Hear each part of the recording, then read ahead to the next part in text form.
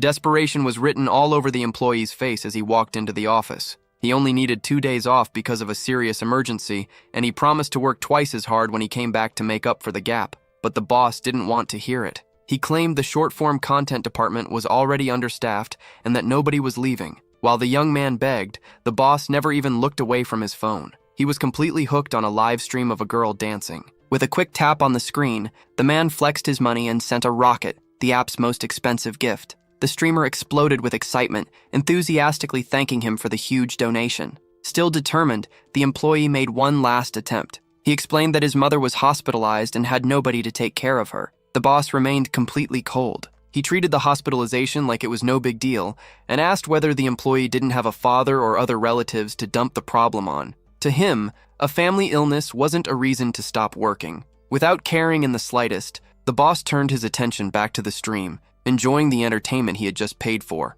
While the employee boiled with anger in silence, the boss launched into an arrogant lecture about the price of success. In his eyes, climbing the career ladder required brutal sacrifices. The man even bragged about going to work on the day of his own father's funeral. His message was clear. The hard work of the entire team would not be affected because of one person's family drama. The young man still tried suggesting remote work as a desperate solution, but the idea was met with laughter. The boss was blunt. If he wanted an easy life, he could quit. The humiliation got even worse when the big boss reminded him that his degree came from some third-rate college and that he only got hired by the city's biggest media company because they desperately needed bodies at the time. After demanding gratitude and telling the young man to rethink his priorities before asking for time off again, the blonde boss finally ended the conversation. Later, while relaxing comfortably in his room, the silence was interrupted by his phone ringing. On the other side of the line was his father, calling directly from the hospital. The old man was following a nurse's instructions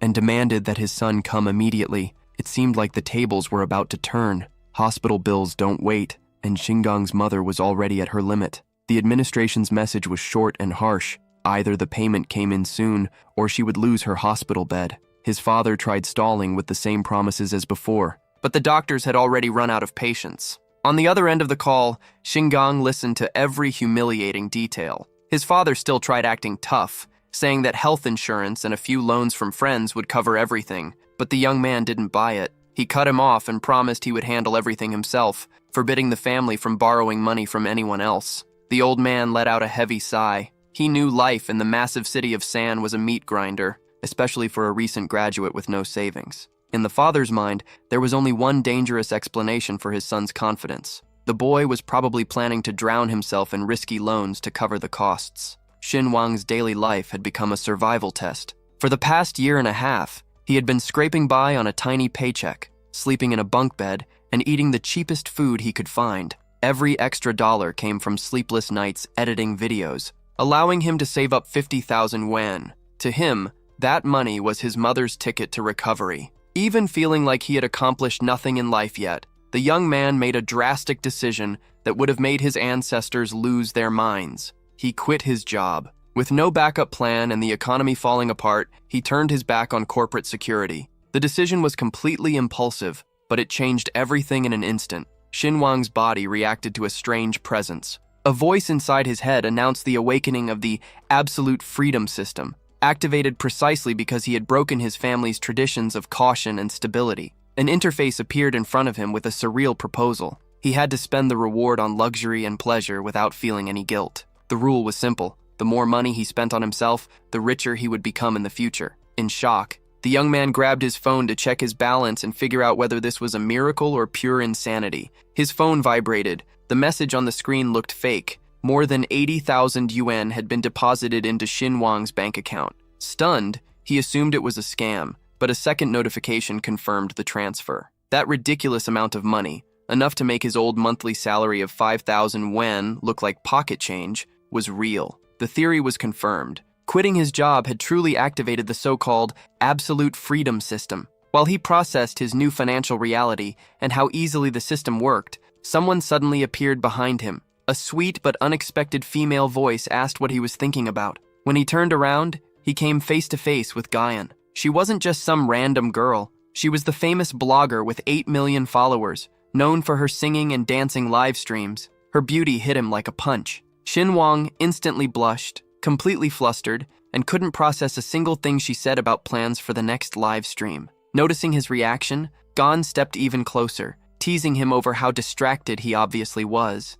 The livestream star got straight to the point. She needed more investment and better infrastructure. Her biggest donors were disappearing, and the revenue from her streams had started crashing hard. Behind the screens, where she was worshipped as the dance goddess, Guyan was surprisingly humble and not arrogant at all. Shingang didn't waste any time and dropped the bombshell. He had just quit his job. Working with influencers was part of his past now, and the company could figure out how to replace him on its own. The announcement completely shook the girl. She couldn't understand the sudden resignation, especially from him, the only person she fully trusted to manage her career. The young man felt a sense of peace he hadn't experienced in a long time, but Gon wasn't about to let him leave that easily. In a desperate move, she stopped him from walking away, insisting that she only trusted him to stay in charge. Shingang found her behavior bizarre, something he had never seen before, but his mind was made up. He wanted distance from everything and a very long vacation. Before he could leave, the streamer pulled him into a hug, asking where he planned to go.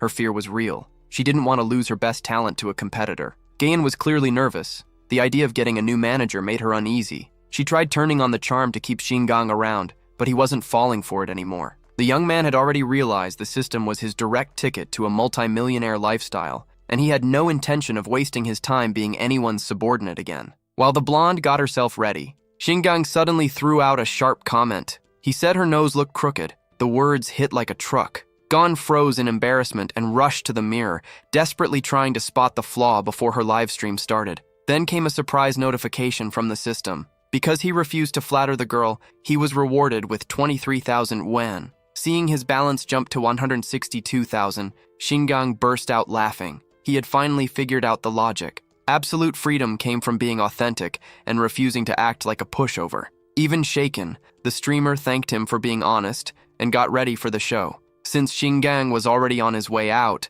the streamer decided not to push any further. She accepted the situation with a calmness that surprised him. He had expected a huge meltdown after the nose comment, but the blonde kept her composure. While watching her live stream, the young man even started wondering if all that kindness was just an act. Guyan strengthened the bond between them, and as a thank you for all the time they had worked together, invited him out for a farewell dinner. She even offered to help if he had trouble finding a new job. Shingang realized she was genuinely worried about his future, probably because she knew his resume wasn't exactly impressive. Feeling a little awkward, he tried offering to pay for dinner, but she quickly brought him back to reality. His salary had always been low and he needed to save money. She insisted on paying for everything as one final thank you, treating him with a level of care he barely recognized. Without dragging things out, the young man said he already had everything packed and ready to go, and that they would talk later. Beaming, he walked through the door, feeling the weight lift off his shoulders. Now, the world was his, and freedom felt absolute.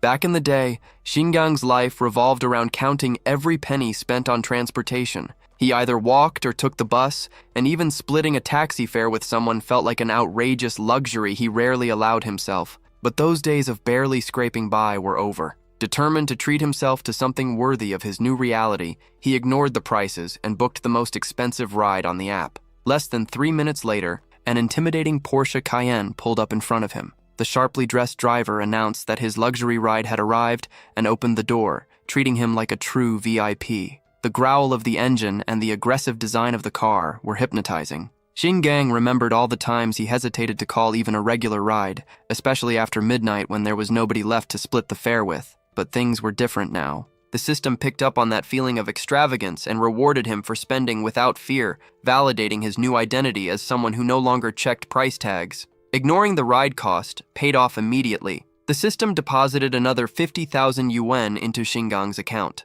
Feeling the raw power of the Porsche engine, he instructed the driver to stop in front of his usual pancake shop. Stepping out of a luxury SUV felt addictive, and the young man savored every second of his new reality. As soon as he walked in, the lady at the counter started preparing his usual order. A basic pancake with no egg and no meat, the cheapest option for someone surviving on 5,000 yuan a month. Back then, spending more than 20 yuan a day on food had been impossible. But today, the rules had changed. With the grin of someone who had just leveled up in life, he placed an order that shocked the customers nearby. 2 servings of pure meat, none of that starch-filled stuff, plus 2 extra eggs. For only 15 yuan, He shattered his old spending limit and instantly became the center of attention. As he ate, Shingang could feel the weight of everyone's envy, savoring not just the meat but the taste of financial victory. Around him, jealous customers tried brushing it off, claiming the starch-filled meat tasted better and that there was no need to show off so much. Ignoring the comments, the young man enjoyed every bite of his upgraded pancake. The system, recognizing the drastic jump in his lifestyle, credited another 20,000 yen to his account. Satisfied, he was already planning the next ridiculous upgrade, ordering 5 eggs at once. As he walked, Shingang reflected on how miserable life as an ordinary worker really was. During his student years, he never had enough money. After getting a job, he never had enough time. It felt impossible for an average person to truly enjoy life. Then, while passing a familiar building, he suddenly stopped. A thought hit him like lightning, reminding him of something crucial he had completely overlooked. Now with money in his pockets, he realized he needed a complete makeover before taking Gain out to dinner. High-end restaurants wouldn't welcome someone dressed as poorly as he looked right now. Looking like a guy with nowhere to live, the young man headed straight to the mall with one mission: rebuild his wardrobe and buy the most expensive clothes he could find. As soon as he entered the mall, the young man felt like he had stepped onto another planet. The place smelled faintly of oranges and was filled with English signs he could barely understand. He even looked around for familiar brands like Adidas, but couldn't find anything. Everything there radiated a level of luxury completely foreign to him. Suddenly, Shingang stopped and burst out laughing after remembering he was no longer some broke guy who needed to feel out of place. Determined, he stood in front of the massive Louis Vuitton store. 2 employees noticed him, but the manager, carrying the look of someone who judged every little detail, had already finished scanning his target from head to toe. In the manager's eyes, the diagnosis was obvious: complete poverty. Messy hair, an old backpack, a cheap 500 yuan phone, bargain store clothes, and shoes practically falling apart. Nobody even bothered approaching him, treating him like he was invisible, or worse, an intruder. Feeling the disrespect in the air, Shingang burned with frustration and decided to confront the employees to see if anyone there had the courage to actually help him. The snobby atmosphere inside the store was impossible to ignore, and the saleswomen didn't even try hiding their disgust toward the young man's appearance. Completely unfazed, Shingang dropped a bombshell. He said he was exhausted and planned to spend around 150,000 yuan on clothes without even bothering to personally pick them out. He added that since he had been ignored there, he might as well take his money to the Hermes store next door. The staff's reaction changed instantly. Shock turned into desperate flattery. They surrounded the young man, offered him tea, and insisted he relax while they personally put together outfits for him. At that moment, it became crystal clear to the protagonist that money controlled the rules of the game. After buying dozens of pieces that completely transformed his appearance, he was treated like royalty. Managers practically begged him to return and carried his shopping bags wherever he wanted them taken. One visibly interested sales associate even invited him to an exclusive jewelry event and awkwardly offered to personally deliver the items to his house. Shingang cut through the saleswoman's flattery and chose to carry his purchases himself. As he walked out, he overheard 2 girls talking about how unreachable the luxury boutiques of Louis Vuitton and Hermes felt. To them, that world only existed through middlemen because the prices were completely unrealistic for ordinary people. The system kicked in after detecting that the young man had burned through the equivalent of 3 years of his old salary in a single afternoon. For boldly embracing luxury with style, he received a massive reward of 600,000 yen, pushing him one step closer to becoming a multimillionaire and making him even more eager to spend. Night eventually fell, and the setting shifted to an incredibly high-end Western restaurant. Shingang, now looking flawless, was welcomed warmly by an employee who escorted him to a private room. Since he had arrived early, he was guided to an exclusive VIP waiting lounge where he could relax in total privacy with premium desserts. Watching the difference in treatment, reality finally hit him. Before, people judged him for his worn-out clothes, but now he was receiving a level of service he never thought possible for someone like him.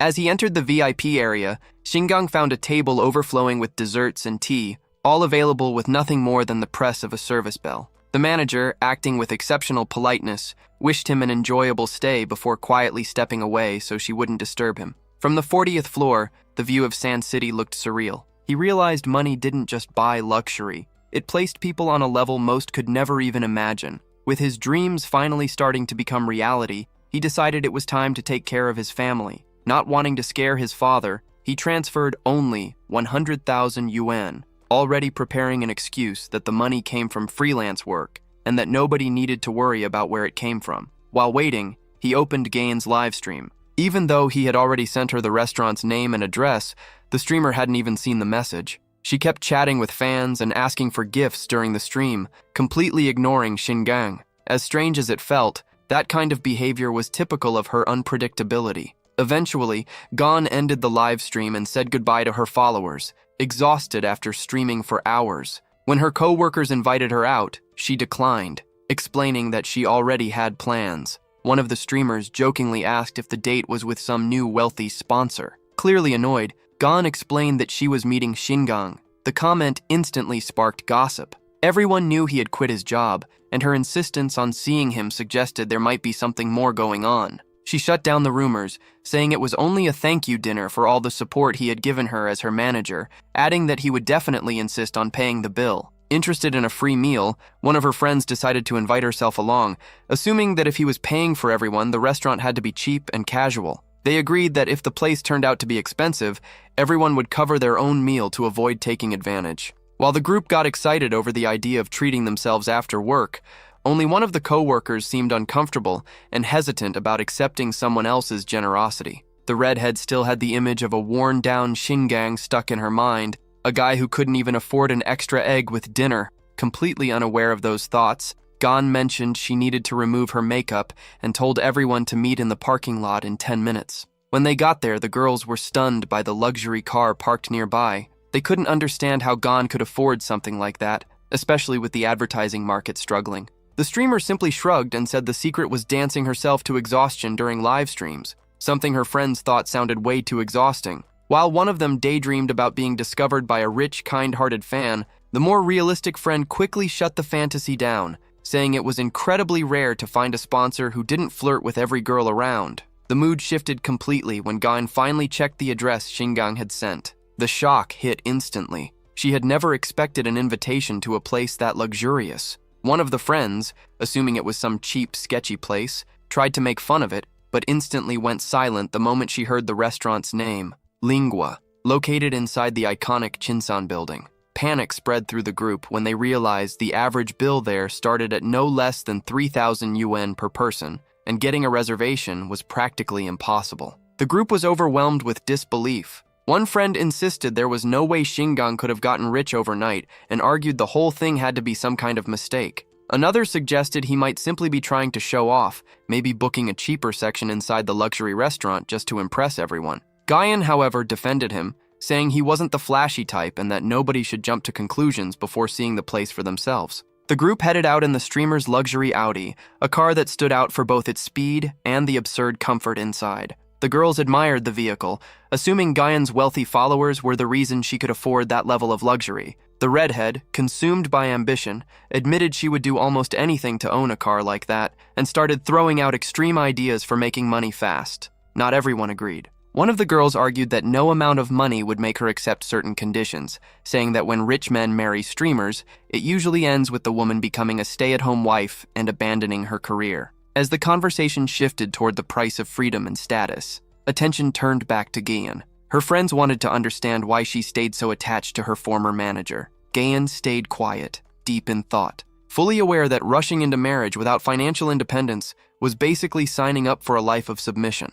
The redhead disagreed, saying Guyan's mindset felt way too strict for someone whose live streams were so flirtatious and provocative. But for the streamer, independence was everything. She wanted to make as much money as possible while she still could, accepting support from fans without ever fully depending on them. The luxury Audi finally pulled into the courtyard of the upscale restaurant, and the girls stepped out dressed in elegant outfits. The mood instantly shifted when one of the friends planted doubt in everyone's mind, suggesting Shingang might not have actually invited them at all, and that they were about to experience the most embarrassing moment of their lives, trying to enter without a reservation. The fear was real. Getting kicked out of a place that expensive would completely destroy their reputation online. Gon tried calling the young man, but he didn't answer. All they got were endless rings and the growing suspicion of the friend who secretly wanted to see Gon fail. Even sensing the negativity in the air, the streamer decided to walk in and deal with the situation head-on. She knew Lingua was outrageously expensive, but she had enough money to cover herself if Shingang's invitation turned out to be fake. Doubt weighed heavily on Gon's mind as they headed upstairs. She couldn't forget Xingang's tiny paycheck or his reputation for being cheap. A dinner at a place like this sounded either insane or like some terrible prank that would leave her stuck paying for everyone. The tension rose the second they reached the entrance. Gan kept trying to reach him on her phone, nervously watching the doors like she was bracing for disaster. Finally, at the very last second, Xingang returned the call, but before anyone could relax, an employee stopped the group and asked about their reservation. Gan froze, but the backstabbing friend jumped in first, smugly giving Xingang's name. Deep down, she was thrilled, expecting a humiliating disaster. In her mind, one dish there probably cost 3 months of the former manager's salary. She was already preparing sarcastic comments for the moment they got thrown out, but things went completely differently. With exceptional politeness, the employee confirmed that Mr. Han was already waiting for them. Everyone was stunned. Completely confused about how this could even be possible, the trio was escorted toward the VIP section under the restaurant's finest treatment. As they walked through the luxury surroundings, the redhead changed her tune immediately, burning with jealousy and convincing herself that Guyan either had incredible luck or some secret company resources behind this level of treatment. Jealousy filled the air as the group moved forward. One of the friends kept thinking Xingang was just digging himself into a hole, spending money he didn't have, and risking ending up broke and alone. She simply refused to believe Gan could ever be interested in someone she still saw as a guy pretending to be rich. The manager guided the streamers to a private elevator, a detail one of the girls immediately noticed. That elevator was reserved for elite VIP guests who had access to the top floors of the building. Reality slowly started sinking in. Xingang seemed to belong to a very exclusive crowd, although the skeptical friend still clung to the theory that this had to be some other rich guy with the same name. When they finally reached the 40th floor, the reception desk pointed them toward the private room,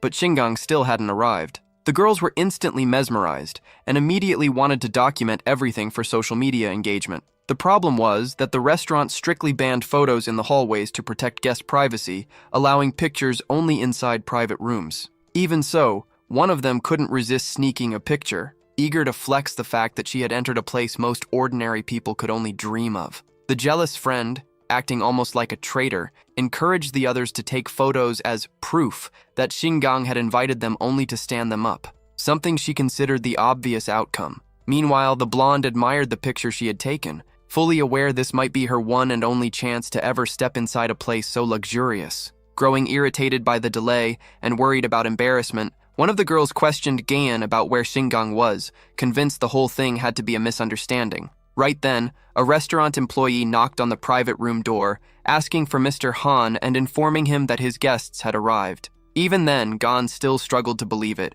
finding it impossible that a regular office worker could afford this level of luxury. The door finally opened, and Xingang stepped inside, explaining that he had accidentally fallen asleep and only woke up after seeing several missed calls. He apologized for keeping them waiting and immediately ordered the banquet to be served. The moment Guyan laid eyes on him, she was completely stunned. The young man was unrecognizable, dressed in luxury clothes she never could have imagined him wearing. The shock was immediate when everyone saw Xingang dressed head to toe in designer clothes, including a blazer that alone cost 40,000 yuan.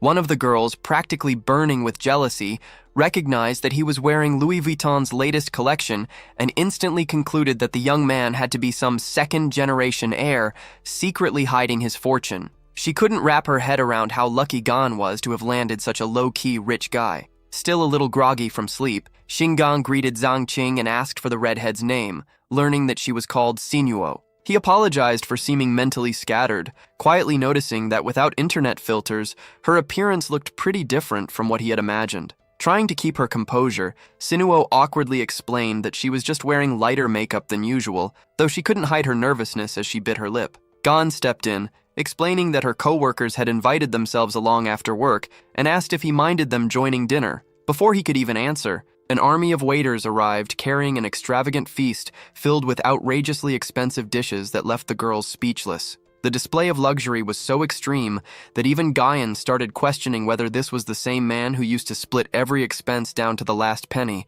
while the others fully convinced themselves he had finally quit his normal job to claim some massive family inheritance. The situation left the young woman speechless, her face completely red with embarrassment. Staring at an insanely expensive marbled steak and glasses of wine, she struggled to believe such tiny portions of meat could cost so much, no matter how delicious they looked. Lobsters and premium cuts filled the table, turning the meal into something that felt straight out of a fantasy. Taking advantage of the luxurious setting, Sangchin King asked for permission to capture the moment. Shingang didn't mind and gave the green light, letting them take pictures and post everything online to flex the unforgettable dinner. While camera flashes kept going off, Sinuo quietly tried to process reality, feeling like there had to be some huge mystery behind all of this. She reflected on how Gaian and Shingang's relationship had always been strictly professional. Outside of work, they barely spoke, even though he had played a major role in successful marketing campaigns in the past. Meanwhile, Gon sat there in total disbelief,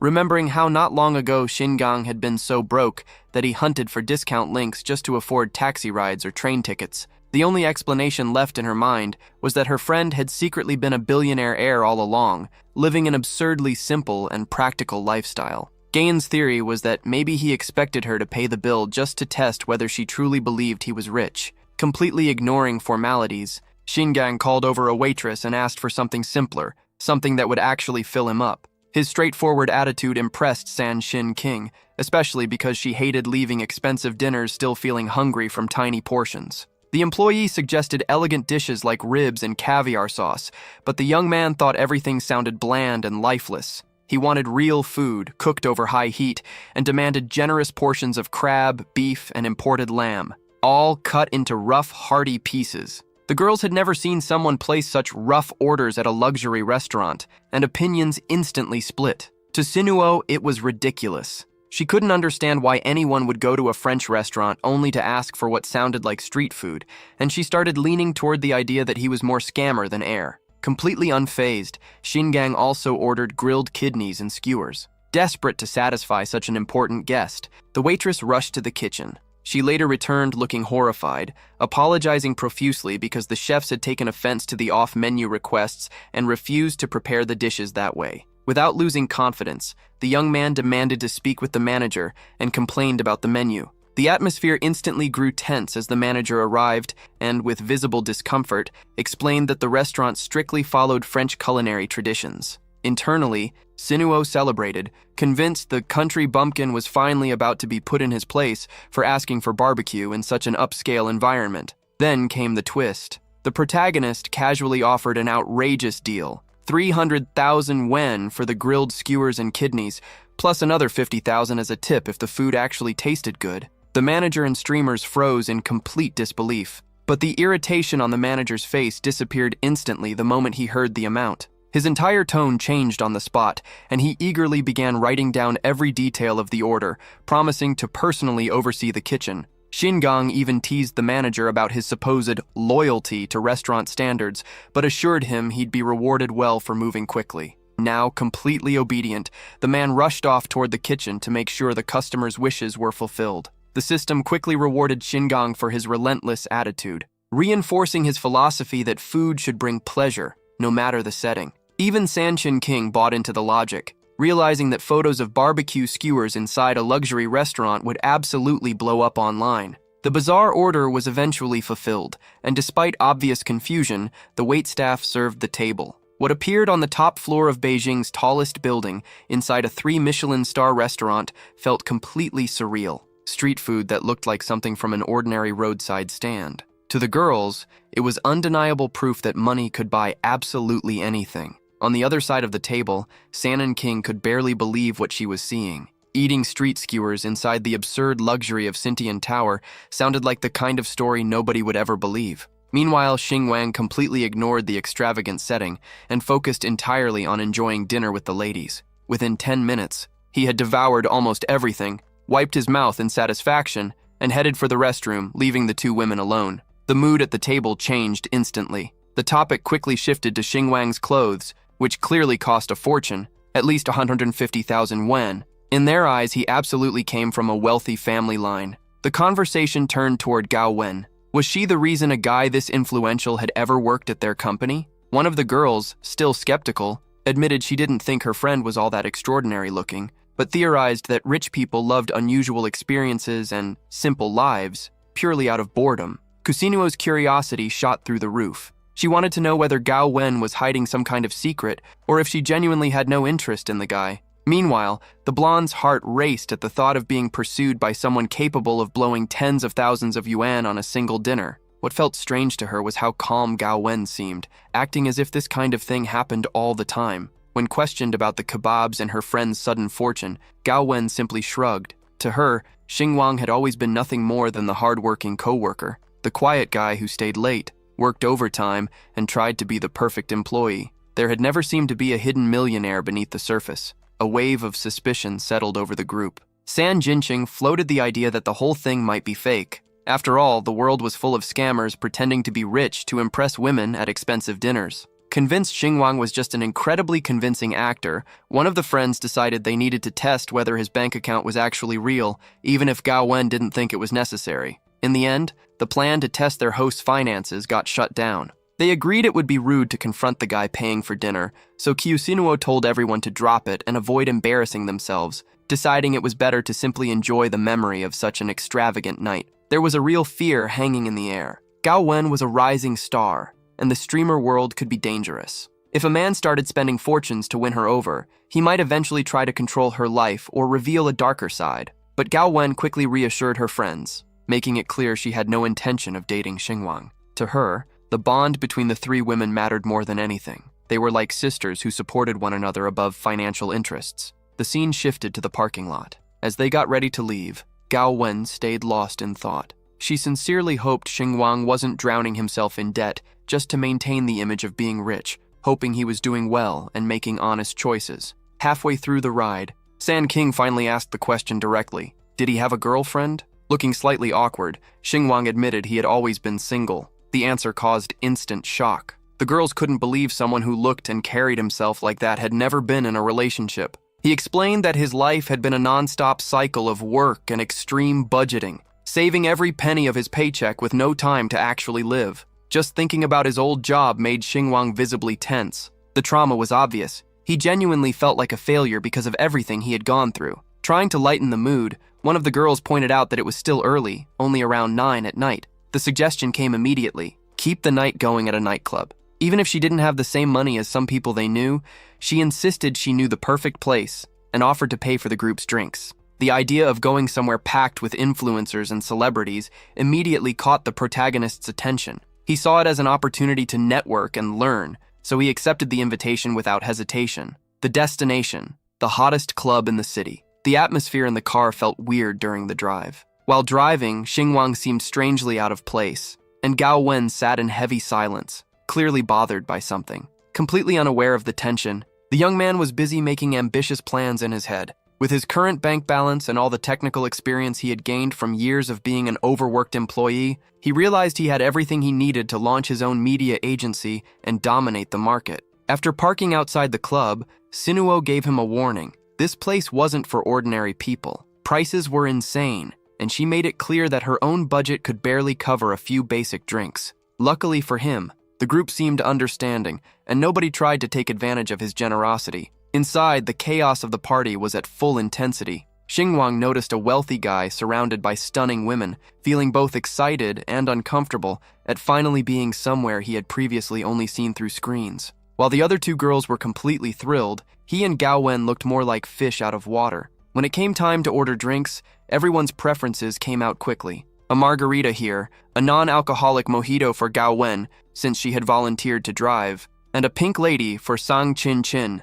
The final test came when they asked what Xinguang wanted. To the girls, his confused expression exposed the act. He looked like someone who had never stepped foot in a bar and had no clue how to read the menu. Distracted by the flashing lights and loud music, he drifted into his own thoughts and had to ask them to repeat the question before responding with a simple gesture. As far as Xinguang was concerned, the menu didn't matter. He left the choice completely up to them. Taking advantage of the opportunity, Kay ordered a Long Island iced tea, a notoriously strong mix. The intention was obvious. Sang immediately realized the plan was to get the young man tipsy enough to loosen up and reveal who he really was. In the end, nobody seemed too worried about drunkenness anyway, since the whole point of the night was to let loose. Between drinks, the name Dennis came up, a famous bartender known for flawless, outrageously expensive cocktails. The idea of trying one of his elite drinks created tension. Gao Wen tried to stop her friend, thinking the request crossed a line, but she got ignored. In the group's mind, If Xingwang wanted to keep up the image of being some wealthy heir, then he would have to pay the price, literally. Meanwhile, the protagonist's mind was somewhere else entirely. He was scanning the room for famous streamers, mentally calculating how much capital he still needed to secure powerful partnerships. He was so focused that he didn't even notice Kusunuo approaching him at first, which instantly annoyed her. When he finally snapped back to reality, he accepted her suggestion, a dice game to liven up the table. But the challenge came with a bold condition. If Xingwang lost, he would have to hand over part of his designer clothes or immediately pay 10,000 wen. The proposal sounded so ridiculous to him that his only response was an amused laugh. Leaning closer to Kinuo, he calmly reminded her, almost as a warning, not to forget where he came from, and everything he had experienced back at the company. Xingwang played it straight. He knew everyone's history at the company, including all of her tricks. He knew the girl was a monster at dice, and that nobody there stood a chance in a fair game.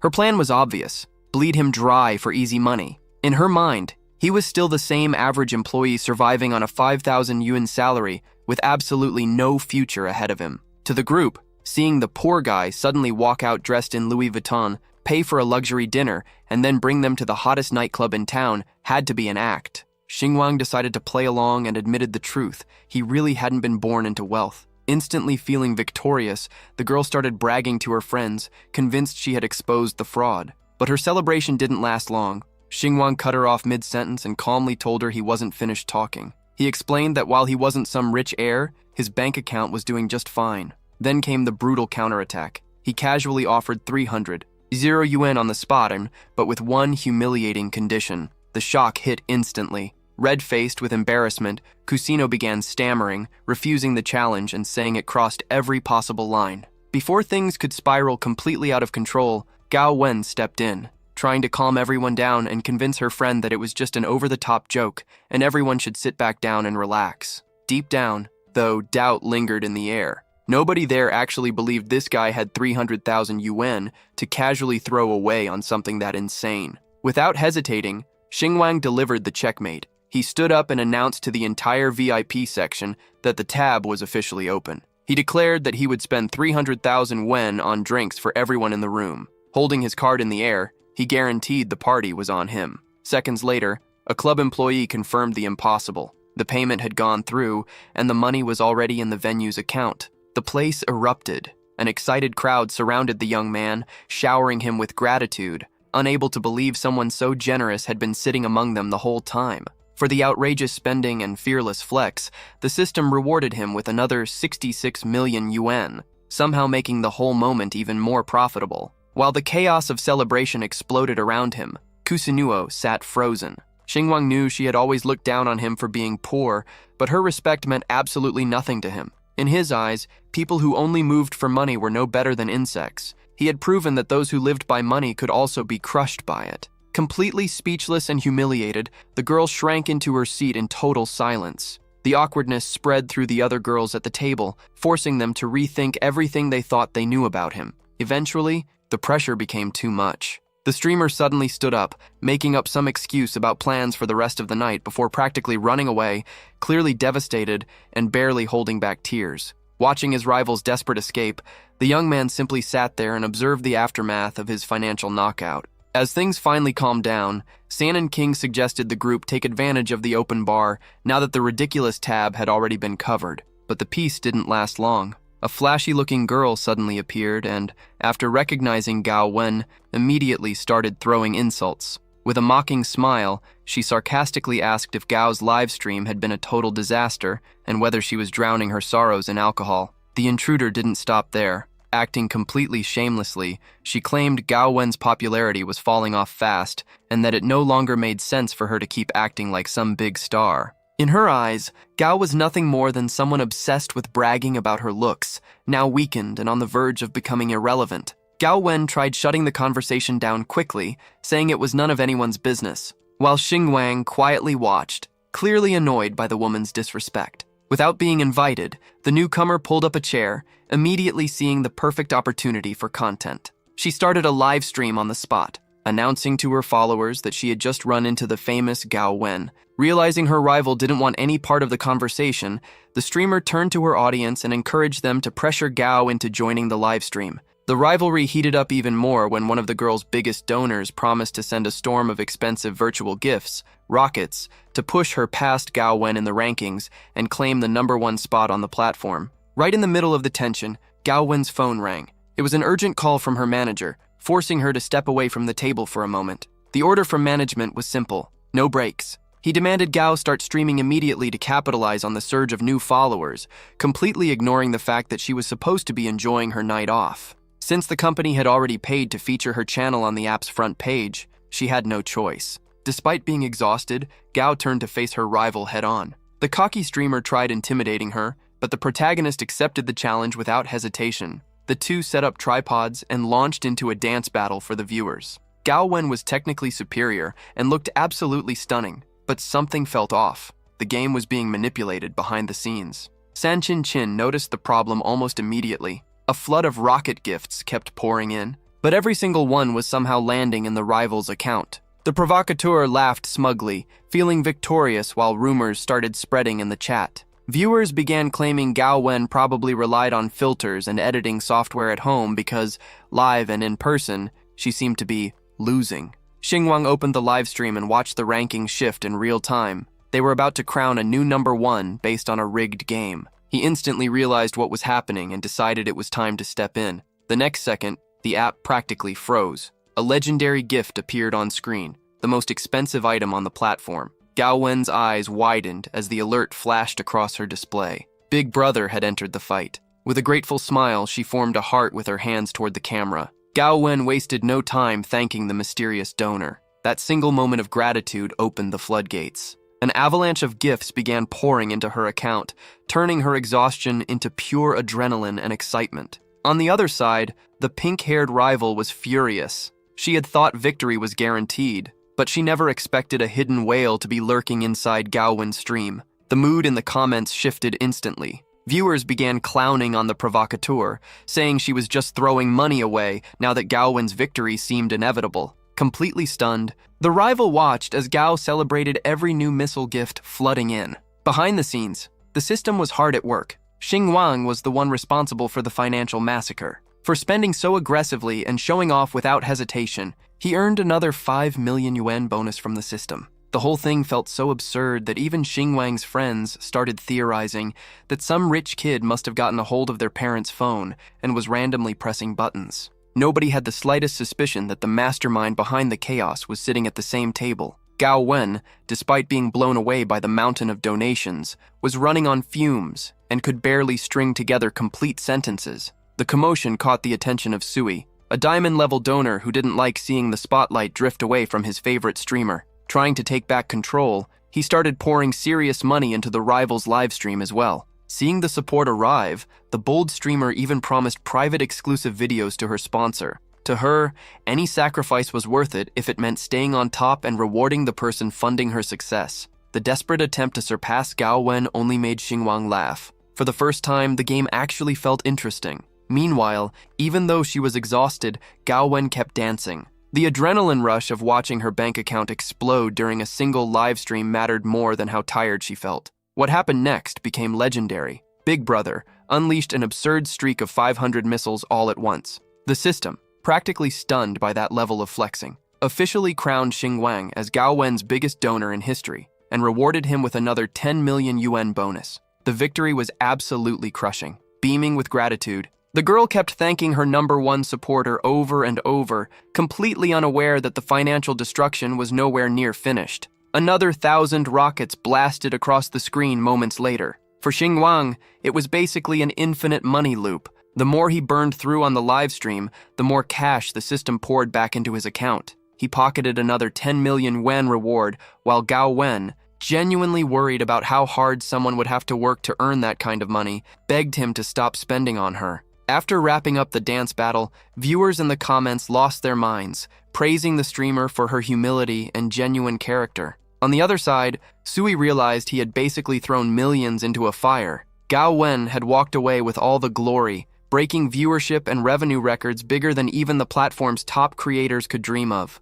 In the middle of millions of viewers losing their minds, the actual person behind everything simply yawned, bored, making no effort to reveal he was the mastermind pulling the strings. Eventually, exhaustion hit. and Xingwang decided it was time to call it a night. Before leaving, he threw the rival an ironic little wave goodbye, telling her not to feel too bad because, in his opinion, she had worked hard and at least managed to get support from a few smaller donors. The girls around him instantly understood the jab. It was a brutal punch straight to Shui's ego, and it landed perfectly. The streamer completely froze, lowering her head in silence while processing the humiliation. Without caring in the slightest about the damage he had caused, the young man walked out of the nightclub wearing a victorious smile. Outside, the atmosphere stayed tense. Suya looked pale with rage, silently cursing the fact that her plan had completely fallen apart. On top of losing, she had just discovered the hard way that Gao Wen now had the biggest sponsor on the entire platform backing her. Gao Wen, on the other hand,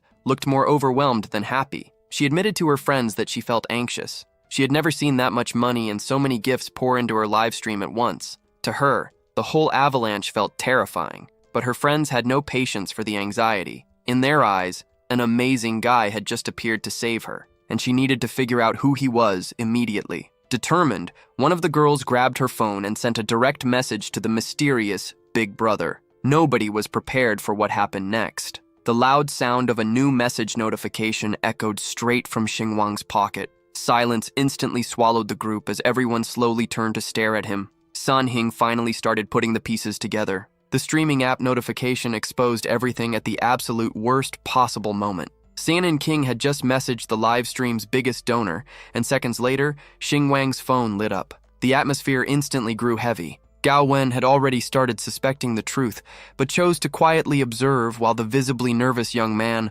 awkwardly tried claiming it was some bizarre coincidence. Nobody bought it, especially since non-stop work notifications kept popping up on his phone. Gao Wen got straight to the point and asked what exactly his plans were now that he had already burned through millions and still seemed ready to spend even more. Trying to play it cool, Xingwang casually said that while he definitely had money, he wasn't some infinite money machine, and she didn't need to worry so much. But Sanin King delivered the final nail in the coffin, reminding everyone that the mysterious donor's username was literally Wang, officially confirming that Xingwang and the billionaire donor were the same person. Trying to change the subject, one of the girls asked for his address, making it obvious she didn't want him leaving anytime soon. He mentioned that he lived near the Lonhuang district, but suggested she just take a taxi for safety reasons. The conversation was suddenly interrupted by a drunken yell. A completely wasted man stumbled over shouting Gaowen's name, claiming he had been watching her live stream, recognized the nightclub background, and decided to show up in person.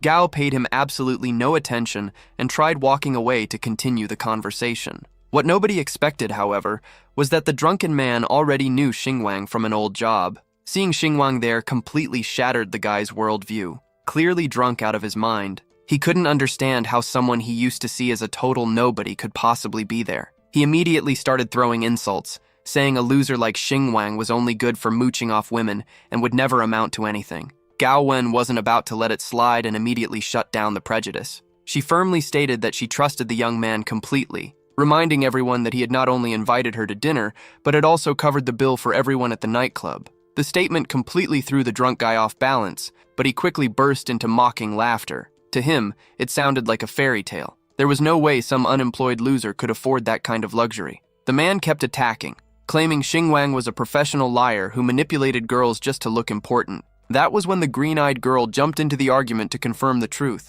Xingwang really had paid for everyone's expenses that night. Furious, the aggressor snapped at Sanin King to shut up, brushing her off by saying her fan base was tiny and packed with fake accounts anyway. The insult hit Sanin's pride hard, leaving her furious at the guy's audacity. But the harsh reality was that this whole circle of opportunists burned through fortunes just to inflate numbers and fake relevance they didn't actually have, spending their days focused on cosmetics, appearances, and empty popularity. The company itself saw Sanin King as dead weight, and the manager didn't bother hiding his frustration. In his eyes, she should follow Gao Wen's example, someone who had pulled in millions in a single performance. The guy even had the nerve to criticize her image, suggesting she change her style and stop acting untouchable if she wanted to succeed as a streamer. Then the creep turned his attention toward Gao Wen, trying to use the night's success as leverage. He proposed that if she followed his instructions and agreed to certain conditions, he could finally secure a promotion with the boss and get her onto television.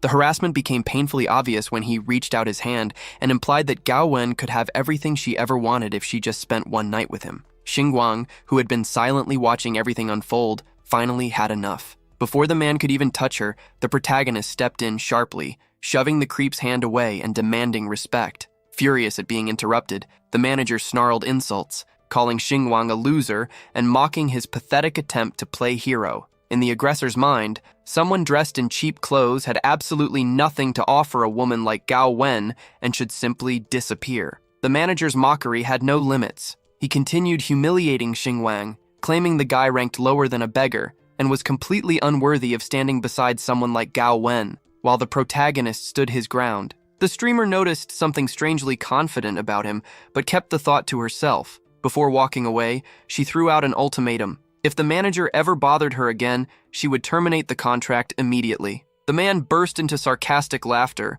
treating the threat like a joke. In his eyes, Gao Wen was trapped. The contract lasted 5 years, and she still had a long stretch of service left. On top of that, the termination fee sat at a brutal 10 million yuan, an amount he was sure she could never afford. Completely calm, the young woman called his bluff. She reminded him that she had made millions in a single night alone and that, combined with her savings, paying the penalty would be easy. Her calm confidence pushed the manager over the edge. Out of financial arguments, he resorted to vicious insults, degrading streamers and comparing influencers to luxury escorts, pretending to be innocent for the right price. Finally, the villain showed his ugliest side. He openly admitted that even if Gao Wen paid the fee, the company still wouldn't let her go. Nobody would willingly give up a golden goose that easily. He even threatened to use the boss's influence to have her blacklisted, making sure no agency would ever hire her again if she tried to leave. Fear immediately washed over Gao Wen. The warning was clear.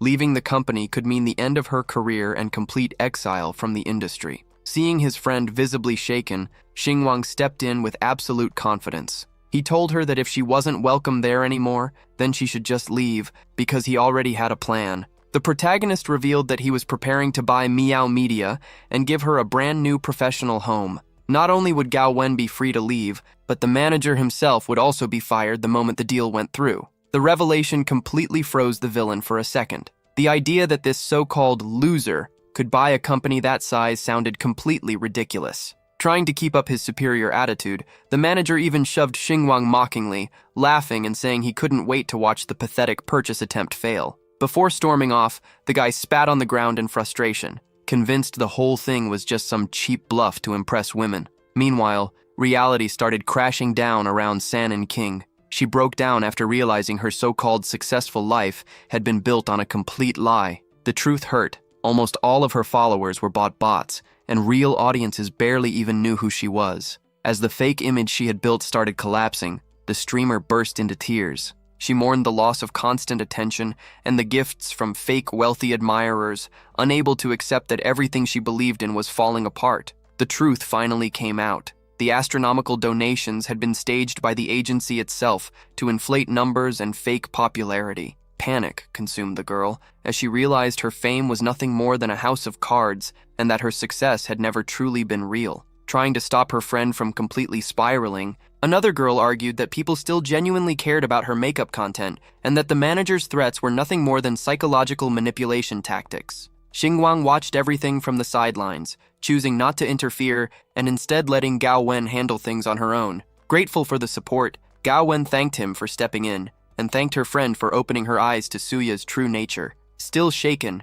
Sang Qinqing brushed off the gratitude, saying the only thing she had really done was expose how much Sui looked down on everyone around him. Sang's anger finally boiled over, and she started shouting that the manager was human trash who ruined lives for fun. Once she calmed down, she walked over to the protagonist to thank him personally, but jokingly asked him not to go quite so nuclear next time, considering she and the manager were technically still co-workers. Xingguang laughed, admitting he didn't regret a thing. He genuinely hated the guy and had simply taken the chance to finally say everything he had been holding back. The young man's honesty made Gao Wen laugh, especially since the resentment toward the manager was clearly mutual. Despite all the uncertainty about the future, she sincerely wished for Xingguang's path to be filled with success and glory. As they said goodbye, the young man, slightly awkward about the emotional moment, shook her hand and returned the sentiment, confidently saying that both of their futures would be bright. With the conversation over, the internet star drove away in her luxury car,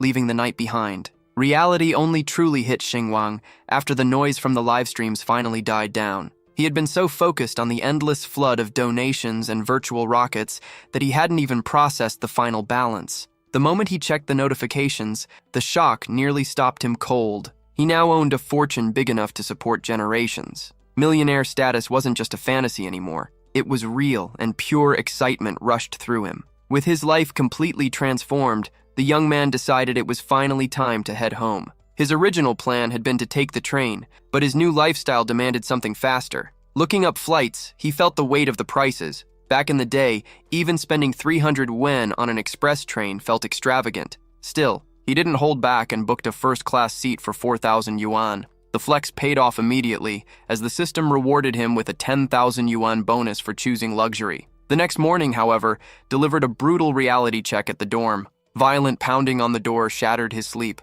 accompanied by the landlady screaming about unpaid rent. Half awake and irritated, Xinguang covered his ears, unable to understand why she was causing such chaos when the payment wasn't even due for another week. It was barely 6 in the morning when the woman, completely out of patience, demanded that he stop pretending not to be home. Forced to leave the comfort of his bed, the young man dragged himself up. Walking toward the door, he called out to confirm he was there, fully prepared to question why she was demanding rent so early and so loudly. Complaining about being woken up, he cracked the door open, only to be met with a lecture. The landlady started ranting about how today's young people were lazy and needed babysitters just to remember their own bills. In her eyes, paying on time was the absolute bare minimum for any tenant. Tired of the lecture and wanting peace from the woman for the next several months, Xinguang grabbed his phone. In one quick motion, he scanned the QR code and paid an entire year's worth of rent all at once. The landlady completely froze when the Alipay notification popped up. 10,000 yuan had landed in her account instantly. While she stood there trying to process what had just happened, the young man simply yawned, acting like the amount was pocket change. Her shock only deepened when she realized he was usually the kind of tenant who paid at the absolute last minute. And now, on top of paying early, he had added an extra 400 yuan. With total indifference, Xinguang explained that the extra money was a silence fee to make sure she didn't knock on his door again for the next 12 months. Without giving her a chance to respond, he shut the door right in her face. Back in the room, he calculated that he still had 3 hours left to sleep before his 10 a.m. flight. His roommate watched the whole thing in disbelief, asking if he had somehow won the lottery, especially since he had also received 2 months of rent in advance thanks to Xinguang. But the protagonist barely heard him. He was already fast asleep again, now enjoying the peace of mind that came with officially being rich. The system, impressed by the audacity of paying for an entire year of housing and even tipping the landlady, rewarded his absolute calmness with yet another bonus. The news hit like lightning. The system had rewarded him with a cinematic mansion in Swan Bay, right in the heart of Sang City. Xinguang instantly lost all desire to sleep. He could barely process how spending what he considered a relatively small amount had unlocked something so absurd. Overnight, he had gone from living in a cramped dorm room to owning a massive luxury mansion. His roommate nearly entered a trance after hearing about the new property, desperately trying to understand how his friend had suddenly become rich enough to own a mansion. With no time to explain and abandoning any plans to go back to bed, Xinguang jumped up and got dressed with the speed of a ninja. Watching him fly around the room, the roommate asked why he was in such a rush. Already standing at the door, Xinguang shouted that he needed to get to the airport to visit his parents. His friend tried reminding him about luggage, but the protagonist didn't even look back, saying he was traveling with nothing but the clothes on his back. Meanwhile, things felt completely different at the hospital. Xinguang's parents sat in the waiting room, and his mother commented that their son should be arriving soon. His father proudly brought up the 100,000 yuan Xinguang had recently transferred, money they genuinely believed came from exhausting part-time jobs. For an honest man like him, seeing his son help the family through hard-earned money filled him with gratitude. Then, suddenly, the door opened. Xinguang stepped into the room, slightly out of breath and sweaty from rushing there, but smiling the moment he finally saw his mother again. His mother's face lit up the hospital room as soon as she saw him standing there. Already feeling better, she explained that although she had gone through surgery, the procedure had been simple and recovery was going smoothly. His father, however, couldn't hide his concern. He feared the surprise visit meant his son had skipped work or might even lose his job for disappearing without warning. Xinguang immediately reassured both of them, revealing that he had already quit and no longer had to worry about bosses. The news hit like a bomb. Worried, his parents wanted to understand what had driven him to leave his job. Even so, love came first. They reassured him that they fully supported him and believed someone as hardworking as him would quickly find something much better. Feeling that unconditional support lifted a massive weight from his heart. When the topic shifted to medical expenses, his father placed a hand on his shoulder and revealed unexpected news. He explained that he had borrowed money to cover the costs and intended to return the 100,000 yuan Xinguang had sent. In his father's eyes, his son was an adult now and would need that money to build his own future. Xinguang rejected the idea immediately. He insisted that the family keep the money and asked which relatives had loaned them cash because he planned to visit them personally and pay back every last cent. His father hesitated, visibly uncomfortable, admitting that asking family for help hadn't exactly been a pleasant experience. Xinguang understood immediately. The money had come from his uncle and aunt. Not wanting to waste a second, he was already ready to go settle the debt, but his father tried stopping him. The older man insisted his son had worked far too hard for those 100,000 yuan, and that he and his wife would eventually repay everything with their own savings. The moment broke his mother's heart. She burst into tears, overwhelmed by guilt, believing her poor health had become a burden on the family. To her, accepting Xinguang's money felt unfair, especially knowing her son had worked himself to exhaustion just to send every possible cent back home. He reassured her that the priority now was hiring the best doctors so she would never have to worry about hospitals again. But before anything else, he had unfinished business with his uncle. Xinguang hated owing favors, especially to family. Out on the street, he found a makeshift ride, a small motorcycle taxi. His destination was 32 Kutong Street. The trip felt like an endurance challenge. The bike flew over broken roads, and every pothole made his entire body protest the uncomfortable ride. The government's promise to rebuild the roads within 2 years had become a joke. The pavement was nothing but cracks, holes, and neglect. The driver explained the scam. A contractor showed up, tore apart what little road remained, pretended to level the ground, and disappeared with the money. Xinguang burned with anger, realizing that in a forgotten place like this, the law simply didn't exist and nobody bothered holding criminals accountable. Looking down, the young man felt a tightness in his chest, thinking about his parents' sacrifices. Even while living in this neglected place, they had somehow managed to raise him and make sure he got an education. When they finally stopped in front of his relative's house, the contrast hit him like a punch to the gut. His uncle lived in a massive mansion, while Xinguang's family squeezed into a tiny brick house 10 times smaller. His frustration only grew when he remembered that the fortune came from his grandfather's inheritance. Money that should have been divided fairly, but somehow ended up entirely in his uncle's hands. It was humiliating to beg for 50,000 yuan for surgery while they lived surrounded by luxury. Done with formalities,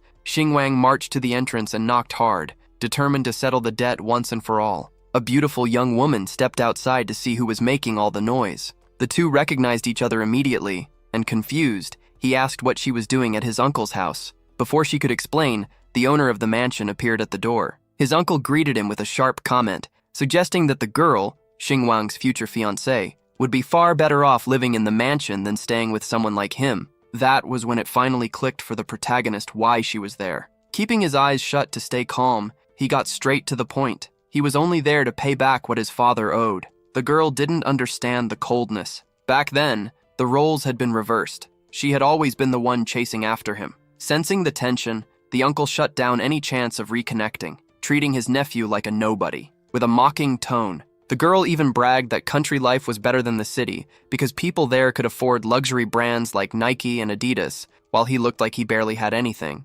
Inside the house, Xinguang met an older man who greeted him with fake politeness, joking that he was now a big city man and must be making serious money since success came so easily in the metropolis. His uncle quickly brought the conversation back to reality, reminding everyone how the young man's father had practically begged for 50,000 yuan to pay for his wife's surgery. The mockery continued with comments about Xinguang's 5,000 yuan salary, saying it would be impossible to save anything earning that little. Tired of the performance, the protagonist cut through the laughter, making it clear he wasn't there to chat. He came to settle the debt. His uncle, wearing a cynical grin, told him to relax, saying poor families didn't need to rush, though he made sure to mention that every extra day meant heavy interest. Xinguang shut down the nonsense, making it clear they didn't need to worry because he had zero intention of borrowing anything else. Trying to keep up appearances, The uncle claimed they could skip formalities since he understood how hard his nephew had worked to save every penny in the big city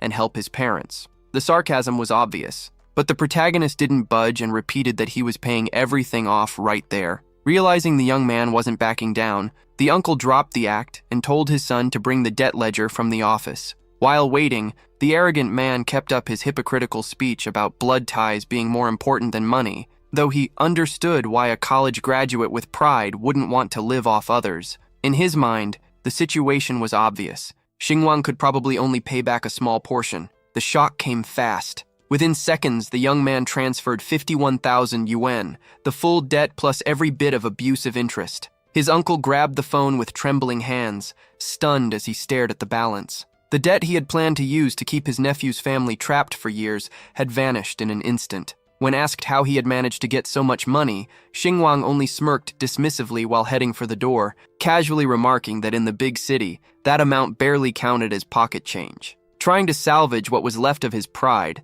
the uncle turned and shouted at his own son to work harder so he wouldn't end up humiliated, while the red-haired girl stood there silently, struggling to process that the poor loser she had looked down on now had the power to flip the entire situation. The girl rushed after him and started rambling about the future, saying they would soon be family and there was no reason to hold grudges or act like strangers. She appealed to their childhood memories, reminding him that they grew up together, but then made sure to throw in a preemptive rejection. She said she knew he liked her, but she only ever saw him as a younger brother. In her mind, any romantic feelings now would be scandalous and completely inappropriate. Xinguang listened with an expression of pure disbelief at the audacity. Turning to her with an ironic smile, he asked if she genuinely thought she was still important enough for him to care. Without mercy, he suggested she take a hard look in the mirror because, as far as he was concerned, her beauty had stayed in the past. Furious, she asked him to repeat himself, certain she had misheard. Laughing at the absurdity, the protagonist finally said what he really thought. He reminded her that when they were kids, she used to play with sticks and cow dung, and now she was trying to act like some elite socialite in short outfits while clinging to a rich guy's arm. He couldn't help but feel disappointed by how much she had changed. Back then, she had been kind to everyone and never cared about money, but now she had turned into someone shallow and materialistic. She, on the other hand, tried to convince herself that he was only saying such harsh things because he was hurt after being rejected. Still refusing to let it go, she asked him to forget the resentment, reminding him that they would soon be family and would have to get along. The statement left the young man stunned by just how delusional she had become. Xinguang could barely believe what he was hearing. To him, the girl had completely lost her mind. Seeing that he wasn't backing down, she doubled down and claimed his uncle was the perfect example of success, while the protagonist, in comparison, was a complete nobody. Speaking with obvious superiority, she mocked all of his hard work,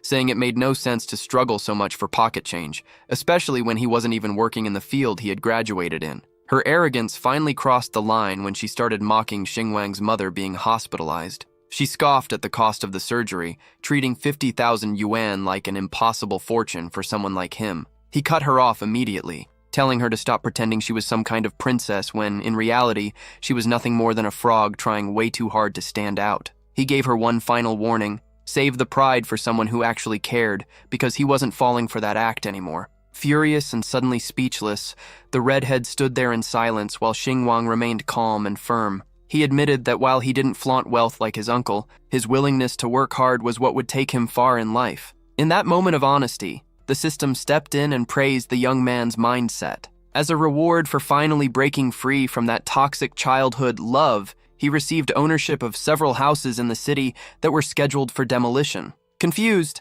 Xinguang didn't immediately understand how owning a bunch of run-down houses could possibly be useful, but he didn't have much time to think about it. Faced with yet another outburst of shallow behavior from the girl, he simply grabbed her hand to finally put an end to the unnecessary drama happening in the middle of the street. Before leaving, Xinguang didn't hold back. He bluntly told her that people like her and her husband belonged behind bars for the things they did. He continued walking through the streets of his hometown, but the peace didn't last long. A car suddenly sped past him, barely missing him and splashing mud all over his clothes. The vehicle stopped just ahead, and out stepped none other than his uncle's son, wearing that same smug expression. He offered a half-hearted apology, claiming he had been rushing to work and didn't even notice the pedestrian in the way. The man bragged about being the contractor in charge of the city's renovation projects, including the roads, saying he was far too busy with important matters to worry about Xingwang's laundry bill. To make things worse, his cousin even joked that if Xingwang needed some extra cash, he could always show up at the construction site and carry bricks. At that moment, everything clicked in the hero's mind. With talent like that overseeing public works, it was no wonder the roads looked like Swiss cheese. Determined to teach the guy a lesson and do the town a favor in the process, Xingwang immediately began planning his next move. Not long after, the scene shifted to the city renovation department, where the official in charge welcomed the respected contractor with a smile, completely unaware that everything was about to fall apart. The young man walked away from the building with a satisfied smile, happy to have reconnected with some old acquaintances. As he strolled through the streets, the system interface lit up with praise, crediting its master for the visionary decision to invest resources into his own future. The surprise came moments later. 100 books appeared as a reward. The system had acted on its own, basing the prize on the young man's recent behavior. Though confused, he stayed calm and simply blamed the artificial intelligence, figuring that kind of knowledge would never go to waste. Looking toward the horizon, he realized rewards were spreading across the map. It felt as though total control over the world's wealth was suddenly within arm's reach. Days later, the setting shifted to the sterile atmosphere of a hospital room. Xinwang was there, taking care of every detail to keep his mother comfortable. The calm atmosphere shattered when a doctor walked into the room with a blunt announcement. The surgery had been successful, and she needed to be discharged immediately. Xinwang's anger exploded instantly. The surgery had only happened a day ago, rest was mandatory,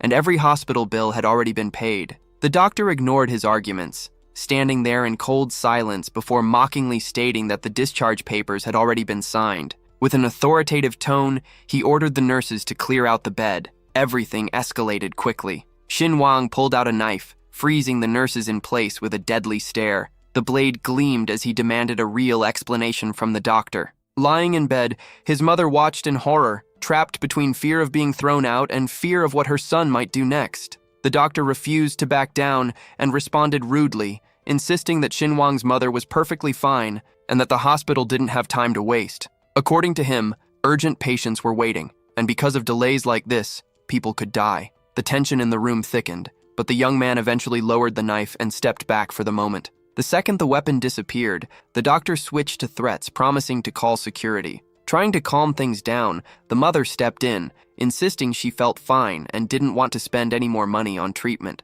Seizing the opportunity, the doctor gave a cynical smile and remarked that a good son should listen to his parents, claiming she was already cured. Without a shred of empathy, he ordered the nurses to clean the room immediately. The reason was cruel. He didn't want the next elite patients noticing that poor people had stayed in that wing. After the insult, the man turned around and walked off as if nothing had happened. Xinwang felt his blood boil and clenched his fists. Holding back his anger, he handed the apples to his mother and told her to peel them herself because he needed to take care of an urgent problem. He assured her that his father would come pick her up and, forcing a smile so she wouldn't worry, turned around to deal with the mess. The reckoning was only just beginning. The scene shifted to the doctor's private office, where he was already on the phone freeing up a room for a new patient. The hypocrisy was unbelievable. He was recommending months of rest for a wealthy client with nothing more than a sprained ankle, while kicking out people who actually needed medical care. It quickly became clear that everything had been orchestrated by Xinwang's cousin. Driven by greed, the doctor showered his boss with praise and mocked Xinwang's situation, calling him some pathetic poor guy who only managed to pay the hospital bill thanks to family luck. The room filled with smug laughter as the corrupt doctor celebrated the bribe he had received, feeling untouchable with his pockets full. Outside, the protagonist figured out the scheme almost instantly. He realized the entire performance had been bought with money, but what the doctor didn't know was that money was no longer a problem for Xinwang. He had more than enough resources now, and the board was about to flip. A few hours later, the game started changing levels. The scene now moves to the director's office. Ignoring the bureaucracy, Xinwang knocks directly on the boss's door. Once inside, he introduces himself as a regular patient of the hospital who came for a formal visit. The impatient director cuts him off immediately, saying this isn't a doctor's office and that if he's sick, he should head to the ER. Without wasting time, the young man drops the bombshell. His intention is to donate an entire building to expand the hospital. The director lets out a disbelieving laugh and tells him to stop wasting his time, pointing toward the exit. But the weight of the offer makes the old man hesitate for a second. He looks Xinwang up and down, judging every detail. To the director, this kid looks like some broke nobody wearing clothes that aren't even worth 200 yuan. The idea of someone like him donating a building sounded like a bad joke. Amused by the prejudice, Xin Wang confirms that he knows exactly how much the property is worth. He mentions that renovating a condemned structure cost around 1 million yuan, a number he now treats like pocket change in today's economy. The hero argues that the hospital overcrowding is critical and seriously ill patients are suffering because there aren't enough beds. Even with flawless logic, the director remains stuck on the young man's humble appearance, unable to process how a poor guy could possibly have that kind of financial power. Xin Wang got straight to the point. The lack of beds had created a corruption scheme inside the hospital, where doctors were kicking out patients who needed care just to sell those rooms to people willing to pay more. The director puffed up his chest defensively. He claimed he had been running the hospital for 10 years and that there was no way his staff would ever take bribes, insisting that medicine's mission was to save lives. That was the turning point. The young man revealed that his own mother had undergone a complicated surgery the day before and needed constant monitoring, yet she had been kicked out of her room without explanation. The director tried to brush it off, claiming it was probably just a misunderstanding caused by overcrowding and that no doctor would discharge a patient that early. He refused to accept reality and demanded that the young man stop lying. Expecting denial, Xin Wang stayed calm. He pulled out his phone and hit play on a recording. The audio was crystal clear, exposing every disgusting comment and mocking remark made by the corrupt doctor just moments earlier. Cornered by the evidence, the director listened in silence, but the shock was so overwhelming that his first instinct was still to deny the obvious, even with proof staring him in the face. The director stayed defensive, arguing that the recording could have been edited or faked. Faced with that resistance, Xin Wang realized the cover-up system ran deep. Without losing his cool, he changed strategies. If proof of corruption wasn't enough, he would use the weight of the promised building to force open the doors. He pulled out his phone and called an old ally, Mr. Kang, asking if he was available to handle the district hospital renovation project. After his friend confirmed, the young man smiled at the director and suggested he hear it for himself, asking for just a few minutes to settle the matter once and for all. Still confused, the director accepted the call. The moment the voice on the other end introduced himself, shock hit instantly. He recognized Mr. Kang's authority right away. The businessman got straight to the point. The hospital had struck unbelievable luck because the building would be donated completely free of charge. After hanging up, the old man was practically euphoric and finally understood the truth. It hit him hard. That poor young man had not been bluffing, and every word he said about the hospital's corruption was absolutely true. The debate in the office stayed tense. Even after speaking with Mr. Kang, the director still pushed back, claiming that one recording alone wasn't enough proof. With a mocking tone, Xin Wang suggested that maybe one building wasn't enough, and that he could donate several more to make the decision easier. But moments later, the young man got tired of the act. He prepared to leave, leaving behind only one warning. His only condition was that the corrupt doctors be punished severely. Before he could walk out the door, the director stopped him, curious about who this mysterious young man really was. Without turning around, Xin Wang replied that he was simply the son of an ordinary woman, someone dedicated to protecting the rights of people who had no voice. He added that his name didn't matter, but if the director needed something to call him, he could go with the messenger of justice. The moment the door closed, the director snapped out of it and went on the offensive. He grabbed the phone and demanded an immediate list of every patient who had been discharged too early after surgery. The crackdown began fast. Back in the ward, the corrupt doctor was informed that the director was waiting for him downstairs.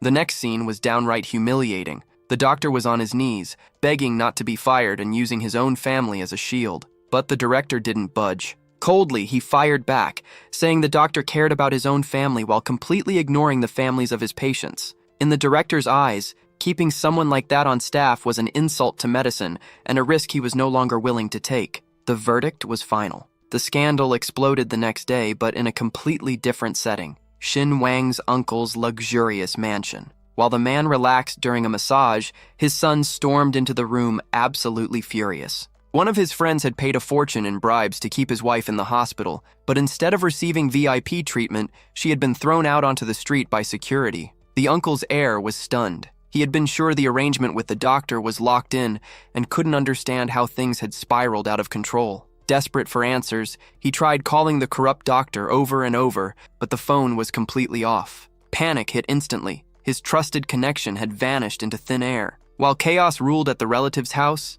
Life at Wang's home was the complete opposite. Several trucks pulled up, unloading box after box of high-end medical equipment. Shocked by the luxury, his mother watched as her son even hired a private nurse to care for her. With a calm smile, Wang lied and said the hospital had provided everything for free as compensation. Relieved, she believed him, never realizing that her son had quietly become a silent philanthropist, moving millions around to help others without wanting praise. But the peace didn't last long. Angry shouting suddenly echoed from outside. The uncle's son showed up in the neighborhood furious, yelling accusations and demanding answers after the 10,000 yuan scheme he set up for his friend had gone up in smoke because of Wang. Things heated up fast in front of the house. Wang's cousin, Kai, stormed in breathing fire, throwing accusations around and claiming his entire investment had gone down the drain because of the protagonist. Wang's mother, clueless about the shady scheme, could only watch in confusion. But the hero had already figured everything out. Wang's patience finally snapped. He stepped forward, yelling that Kai was nothing but a hypocrite. After all, it was Kai who had arranged for a recently operated woman to be cruelly kicked out of the hospital just to profit from 10,000 yuan bribes. Cornered, the scammer tried changing the subject and mocked the story about the free nurse, claiming the hospital would never do something like that and accusing Wang of lying. Kai puffed himself up, bragging about his status and laughing as he claimed to be an important man, a construction boss with powerful connections that had secured his position. That was when Wang delivered the checkmate. He reminded his cousin that he was making millions every year through shady schemes, and still had the nerve to show up at the door of his poor relatives, demanding money and causing a scene. To expose how ridiculous the situation really was, the young man compared their lifestyles. While his cousin swam in dirty money, an average person struggled on a 5,000 yuan salary, barely covering rent and food. Yet Kai, the so-called businessman, was standing there begging for scraps and trying to intimidate the very people he had already hurt. Tired of the pointless argument, Wang turned his back. He told his mother there was no point wasting breath on someone so bitter. To him, his cousin was the perfect example of someone consumed by greed, forgetting that money can't buy everything and that karma always catches up eventually. Kai stormed off, muttering cheap insults and calling the family worthless, while the hero could only shake his head at his relative's stupidity. Worried by the threats, his mother asked if they should fear revenge.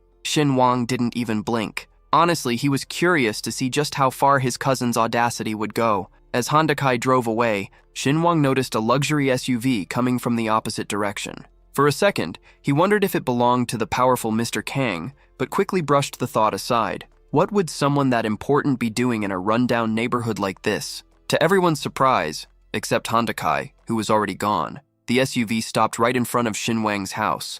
Mr. Kang stepped out with a smile, ready to formally thank him for the help with the road project and the free building restoration. Sensing his mother's confusion, Wang instantly switched into improvisation mode. He pretended the visit was just an over-the-top thank you for helping Kang fix a broken car in the past. Catching on immediately, Kang played along. He acted like he was only there to discuss road repairs, noticing that the young man was even hiding his real influence from his own family. With a calm smile, Wang guided his guest away for a private conversation, leaving his mother curious but reassured that her son had everything under control. Away from the house, the young man made one thing clear: he needed total discretion. He didn't want any relatives finding out the true extent of his influence or his real business dealings. Efficient as always, Mr. Kang confirmed that every arrangement requested for that day had already been completed. Meanwhile, Kai's world came crashing down with a single phone call. The news hit like a truck. He had been removed from the road construction project.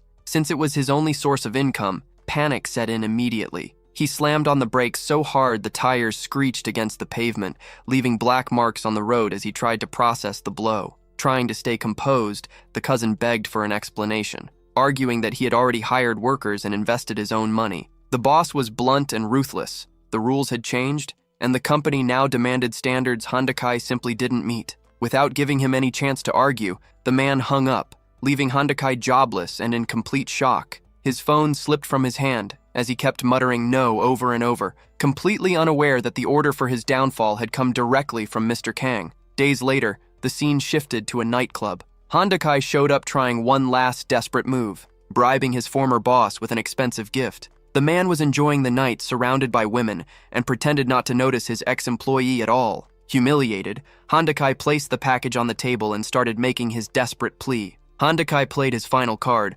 promising his former boss that profits could increase by up to 40% with the right scheme. The man seemed slightly interested, and Hondakai, convinced he was winning him over, started talking too much. He claimed the new construction regulations were just pointless bureaucracy and said that if one company got shut down, they could simply open another under a different name and keep the operation going. The plan backfired instantly. The boss exploded in anger, shouting that he wouldn't become an accomplice to document fraud for a few extra bucks. Offended, he told Hondakai to find some desperate fool willing to accept that pathetic offer. Panicking after realizing his mistake, Hondakai tried to sweeten the deal, promising to hand over 500% of what he earned, but it only made things worse. Feeling betrayed by someone he considered like a brother, the boss ordered security to throw him out immediately. A group of massive guards dragged him out of the VIP section in total humiliation. While Hondakai was getting tossed out onto the street, the atmosphere in another room of the same club was completely different. The former boss himself entered the room, but this time, his attitude was full of respect and submission. Inside, Shinwang was relaxing alongside Mr. Kang. The man showered Shinwang with praise, sincerely thanking him on behalf of the entire city for investing heavily in the road renovations. But it only took one glance for the hero to see through the act. This guy was nothing more than an opportunistic backstabber trying to secure his place now that he knew who really held the power. Shinwang understood immediately. The man was a cheap opportunist and a hypocrite, not interested in fake politeness. He reminded him that the investment had to remain completely confidential. His parents were elderly, suffered from leg pain, and didn't need the stress of dealing with road construction bureaucracy. Then, with a sharp smile, he asked the question that really mattered. Would the road be full of potholes again in a year, or would the job actually be done right? The boss broke into a cold sweat. Swallowing his pride in front of Shinwang's wealth, he swore he would deliver the best pavement in the region. The pressure worked. The system immediately rewarded the hero, praising how quickly he solved the chaos involving the roads and abandoned buildings in just 2 days. The reward? 9 million yuan deposited straight into his account. While Shinwang's bank account skyrocketed, total chaos erupted at his uncle's house. Hondakai's girlfriend could be heard yelling loud enough for the whole street to hear. She was furious because he wouldn't stop staring at his phone, ignoring the filthy house and piles of laundry. The redhead snapped, saying that if she had known his fancy image and big projects were all fake, she would have chosen Shinwang instead, because even if he lived simply, he had a real job and an actual future in the city. Hondakai boiled with rage, but his girlfriend didn't back down. She called him useless, saying even a rock had more value than he did. Then came the final blow. She said that if she were him, she'd already be on her knees begging Mr. Tao for his job back. Before slamming the door on her way out, she even threatened to go find Shinwang, throwing it in his face that he had always liked her. Hondakai snapped. Hearing that his girlfriend would leave him for his cousin was the last straw.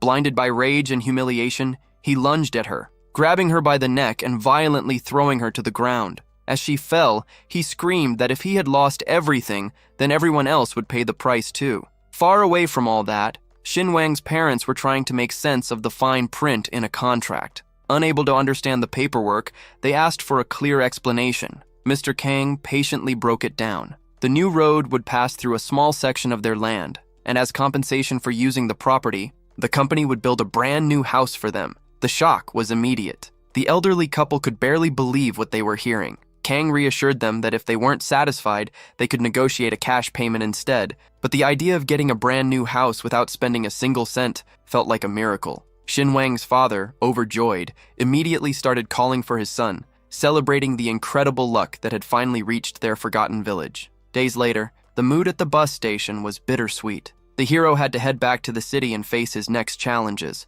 As always, his parents worried and gave him their final advice, asking him to prioritize his health above everything else in such a difficult environment. Shinwang reassured them with a smile, promising he'd be fine before hurrying off so he wouldn't miss the shuttle to the airport. With waves goodbye and promises to reunite soon, he stepped into the next chapter of his journey. Relaxing in the VIP lounge, the protagonist reflected on how lucky the past few days had been. Reconnecting with his parents had gone perfectly, and his pockets were full. His peace was interrupted when Gowan, a stunningly beautiful woman, approached him to start a conversation. The young man explained that he was returning from visiting his family. Gowan, looking concerned, admitted she felt bad for not asking earlier about his mother's health, assuming he had quit his job to take care of her illness. He quickly reassured her, explaining that the treatment had gone perfectly and his mother had already recovered. The conversation flowed naturally, and Gowan opened up about her new career phase. The company wanted her to change her image to lead an advertising campaign focused on rural communities.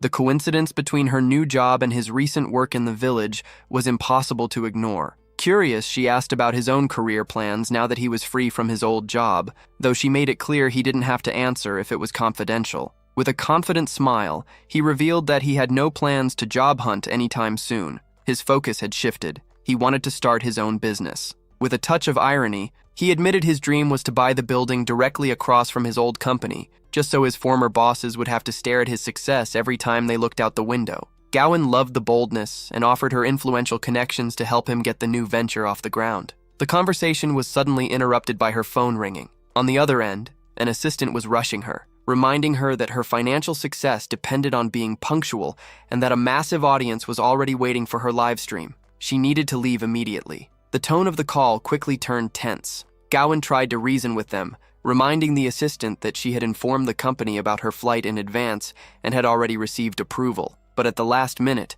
the manager completely changed his tune. Without an ounce of empathy, he ordered her to cancel the trip and start a live stream right there, ignoring the fact that the next flight wouldn't leave for another 10 hours and that tickets weren't guaranteed. To the manager, her comfort meant absolutely nothing. He even argued that waiting half a day in the airport terminal was a reasonable sacrifice, since losing viewers would cost the company too much money. Gowan finally snapped. She shouted that she had been the company's top earner for 6 straight months and that it was outrageous to treat her like someone wasting company resources. The man on the other end didn't flinch. In a threatening tone, he reminded her that her contract was still active and that if she wanted to avoid serious legal trouble, she had better obey without questioning anything. Xin Wang, listening nearby, recognized the voice instantly. It was Jesui, the same manager from before. The villain realized someone was with her and used it to increase the pressure, implying that Gowan was too distracted to focus on work. Furious, she fired back, explaining that she had already posted photos of her tickets in the company group chat to prove she was committed. But the manager twisted that against her. He suggested she live stream directly from the airport to prove to fans where she was, emotionally manipulating the young woman until she was on the verge of a breakdown. Gowan felt trapped, stuck in a contract that kept her from simply telling the guy to go to hell. Fed up with the abuse, Xin Wang snatched the phone from Gowan's hand to give the manager a reality check. In an icy tone, he warned that if the company was forcing a contract violation, then he would personally pay the termination fee, no matter how expensive it was. Then he played his trump card. He revealed that the entire conversation was being recorded and that he would use the audio to sue the manager for defamation. On the other side of the call, the manager simply burst out laughing. He didn't believe for a second that a broke nobody like Xin Wang had enough money to cover a termination fee that high. Xin Wang didn't bother arguing and ended the call on the spot, cutting the toxic man off completely. Gowan was stunned, convinced her friend had only been bluffing to protect her. She tried to explain that despite all the problems, she still held a high-ranking position, and that it wasn't worth him drowning in debt over a fight that wasn't even his. But the hero was blunt. He wasn't doing her a favor. He was making a business move. The plan was ambitious. Xin Wang was starting his own media agency, and the office would be located directly across the street from his old company, an open challenge to his former bosses. In his eyes, there was no better startup strategy than stealing the competition's biggest star right from under their noses. Gowan was speechless, trying to process who this new Xin Wang really was and how he planned to go head-to-head with industry giants. As his final offer, he proposed a deal. Half of her earnings would go toward paying off the contract termination fee, while the other half would mark the beginning of a brand new era of success, far away from Jesui's control. The offer was impossible to refuse. Until the contract penalty was fully paid off, profits would be split 50-50. After that, Gowan's share would jump to an incredible 70%, leaving only 30% for the agency. Xin Wang's generosity was so overwhelming that the streamer actually blushed, shocked by a contract that valued her talent so highly. She even tried suggesting he take a larger cut, convinced the offer sounded too good to be true, but the young man wouldn't budge. In the traditional market, a star like her would usually receive no more than 20% to 30% of the profits. But Xin Wang had personal reasons for doing this. Back when he was just an ordinary employee, Gowan had been the only person who never treated him with arrogance or disrespect. To him, this was a chance to repay that loyalty and invest in someone he knew would dominate the industry in no time. He reassured her that she would make so much money at the new agency that the termination fee would eventually feel like pocket change. To seal the deal, he even framed the payment as an advance on months of future salary, lifting the burden entirely off her shoulders. Gowan was left speechless, deeply moved by the way he disguised his generosity as if she were the one doing him a favor.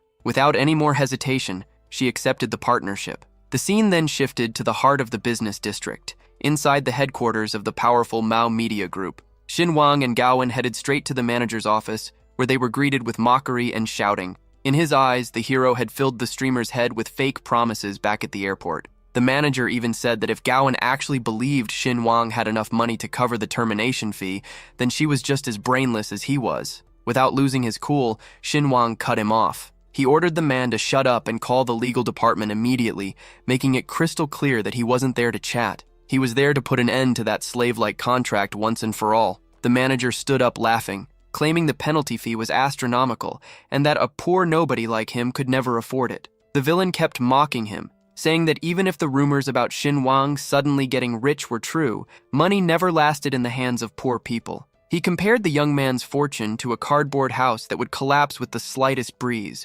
warning that if he was taking out loans just to show off, he'd end up drowning in debt and misery. Xinhuang felt disgusted sharing the same room with someone like that, but replied coldly, for him, money was practically an unlimited resource. The more he spent, the more he earned. He noticed the nervousness creeping across the manager's face and fired back with the real truth. What the man was actually afraid of was losing the agency's biggest star. Hearing that direct hit, the scammer started trembling, dropping his tough act and trying to dodge responsibility by claiming he wasn't even the company owner and had no real authority over that decision.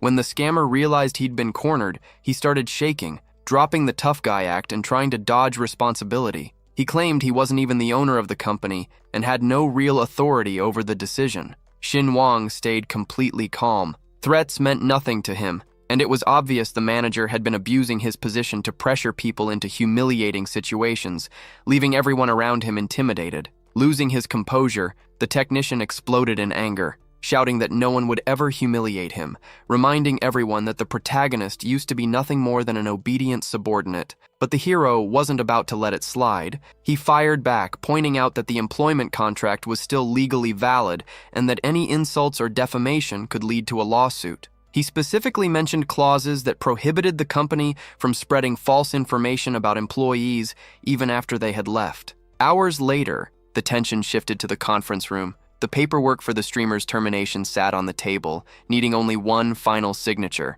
Despite the fear written all over her face, Gowan stood firm and signed the document. The manager, unable to believe it, mocked her decision, saying it was crazy to throw away a stable career for someone who had simply gotten lucky with money. Standing her ground, the young woman made it clear that her decisions were hers alone now. With the contract officially terminated, the businessman kept up his mocking attitude. He demanded an exact deadline for the massive penalty payment, suggesting that Xinhuang was just fooling the girl and dragging her into impossible debt. The stage was set for the final showdown over the settlement. The contract was finalized, and the hero didn't flinch at the manager's impatience. In a cold tone, he casually revealed that the payment had already gone through. Tens of millions of yuan had hit the company's account in the blink of an eye. Speaking with absolute authority, he told the scammer to check the balance and keep his mouth shut. While the former boss struggled to process the shock, Xinhuang walked toward the window. He admired the panoramic view from the top of the building,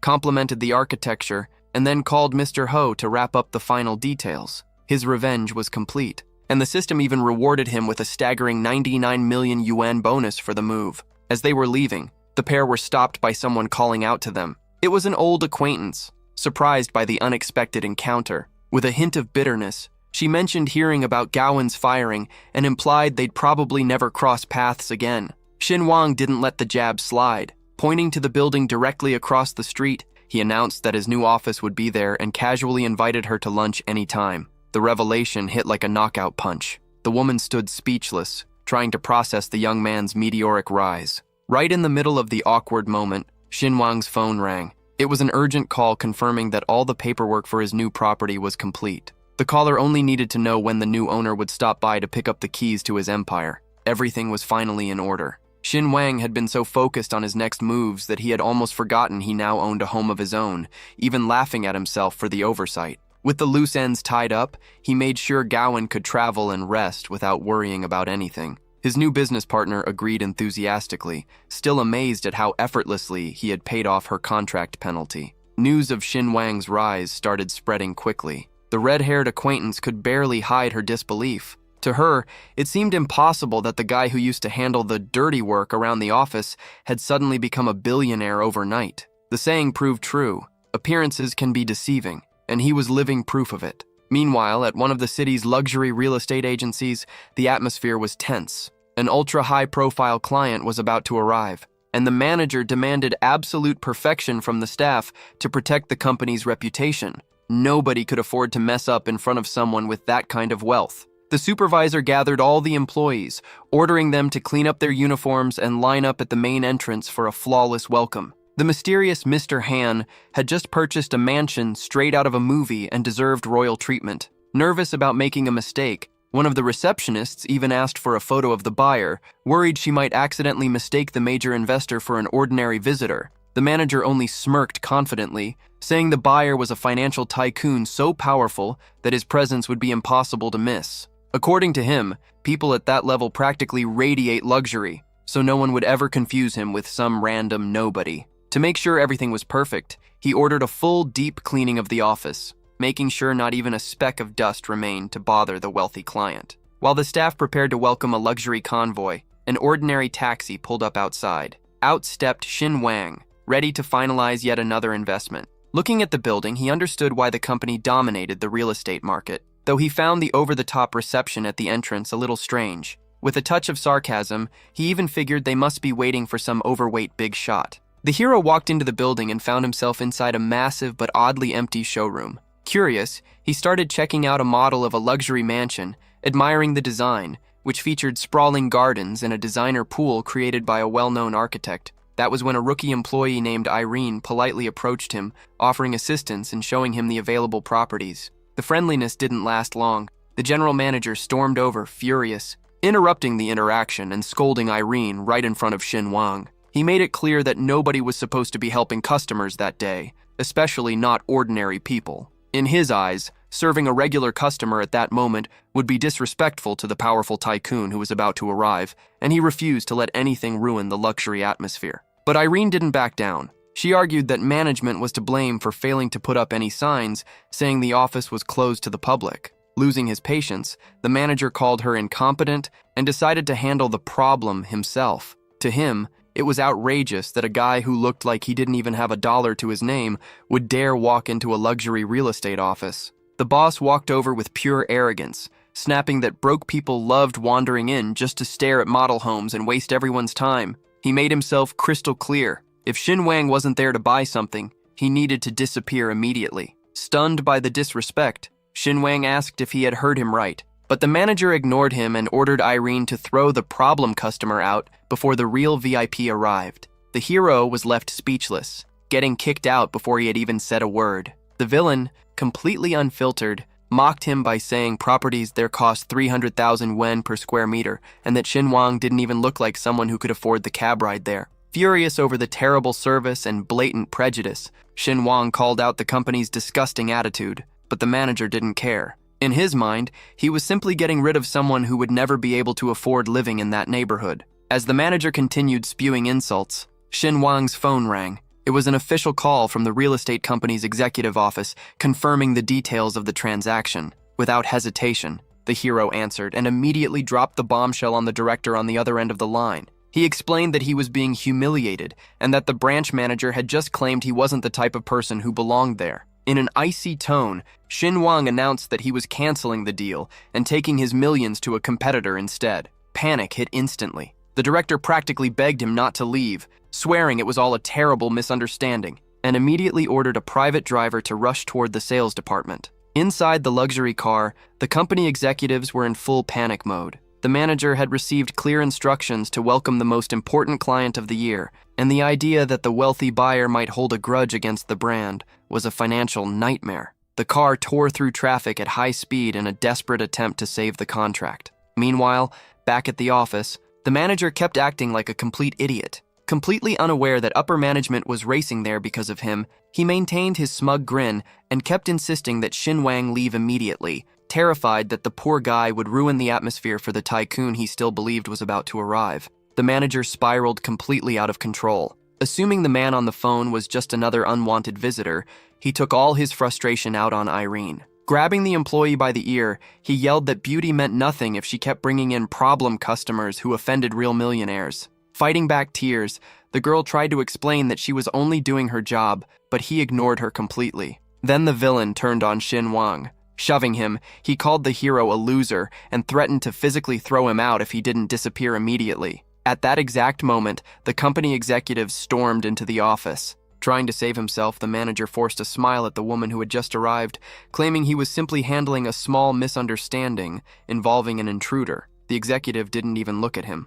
She walked right past her subordinate and headed straight toward Shin Wang. The manager almost celebrated, thinking she was about to finish the guy off. But what happened next froze him solid. The woman bowed respectfully and introduced herself as Lee, the company's vice president. With a voice full of regret, Lee formally apologized for the disastrous welcome. She expressed how deeply sorry the company was for failing such an important client and diplomatically suggested that manager Wang probably hadn't recognized him. The aggressor's entire act collapsed on the spot. He stood frozen, unable to process that the man he had just shoved around was actually the billionaire he had spent the whole day waiting for. The shock was paralyzing. Wang looked at Shin Wang's simple clothes and simply couldn't accept that this was the billionaire everyone had been expecting. Meanwhile, Vice President Lee reinforced that company policy was to treat everyone with dignity, whether they were casually browsing or prepared to spend millions. In the background, Irene finally realized that the so-called problem customer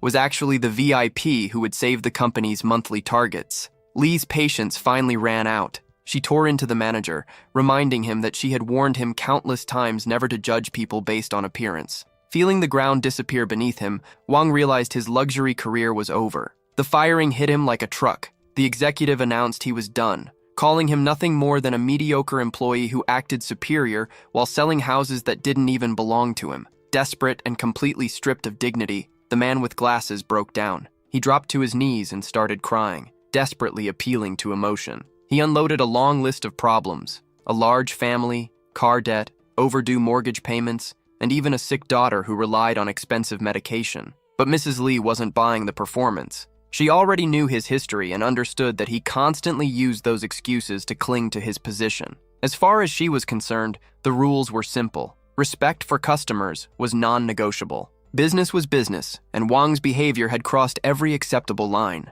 Crawling on the floor, Wang directly begged the hero for a second chance, admitting his behavior had been an unforgivable mistake. Watching from the corner, Irene trembled with fear, convinced she'd be fired too for getting caught up in the chaos. But then the tables turned. In a calm and generous tone, Shin Wang praised Irene's professionalism and suggested she be promoted to manager in place of the fraud. Vice President Lee didn't hesitate for a second and approved the recommendation immediately. Irene stood there in complete shock. In just a few minutes, she had gone from a threatened trainee to the manager of one of the biggest real estate agencies in the city. Ignoring Wang's meltdown, the protagonist cut straight to the point and asked to see the mansion already, mentioning that his schedule was packed. Without missing a beat, Lee offered her private car to escort him to the property. Because of his true gentlemanlike attitude in defending the unfairly mistreated employee, Shin Wang's system suddenly chimed, rewarding him with a special heart. This kind of recognition wasn't just praise, it was a rare resource that could one day save his life in a true life-or-death situation. Moments later, they arrived at the gates of the property. The luxury was overwhelming. A full staff was already waiting for him in the courtyard. To guarantee his peace of mind, the mansion came with 24/7 armed security and a team of 5 housekeepers dedicated exclusively to maintaining comfort and order inside the billionaire's new sanctuary. The mansion's entrance featured facial recognition technology that automatically opened the gates, adding even more impact to the property's already jaw-dropping appearance. Even while trying to stay composed, Shin Wang felt slightly overwhelmed by the level of luxury surrounding him. He knew that if he lost control for even a second, he'd end up looking like a starstruck tourist standing inside a 300 million yuan estate. The vice president handed him an executive briefcase containing all the ownership documents. The hero inspected the quality of the materials and, satisfied, casually stored the paperwork away without even checking the fine print, leaving the executive completely stunned. To her,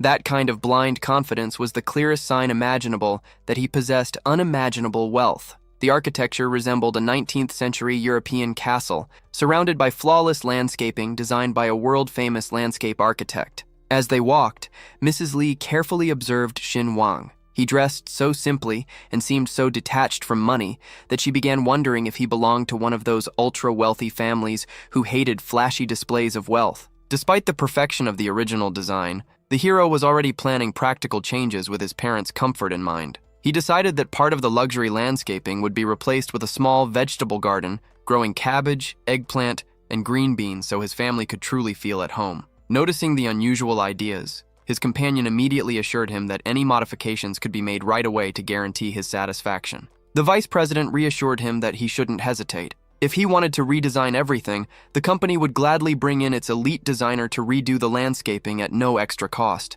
As Xin Wang daydreamed about turning the luxurious garden into a vegetable patch for his parents, the system suddenly chimed with an unusual notification. He was congratulated for somehow finding flaws in a 300 million yuan property within minutes, unlocking an upgrade to the system interface and marking the beginning of a whole new chapter in his journey. Watching the young man stand there in thoughtful silence, Mrs. Lee concluded that he had extremely demanding standards. Nothing ever seemed good enough for him. She complimented him for acquiring the crown jewel of the region at such a young age, saying his future looked incredibly bright. She also revealed that the moment the real estate company's president heard about the massive investment, direct orders were given to make him the company's top priority. Despite all the flattery, Xin Wang remained practical and brushed off any unnecessary ceremony, wanting nothing more than to enjoy his new space. The executive said goodbye with a mix of respect and curiosity, still fascinated by the fact that someone could spend a fortune and seem so completely indifferent to luxury.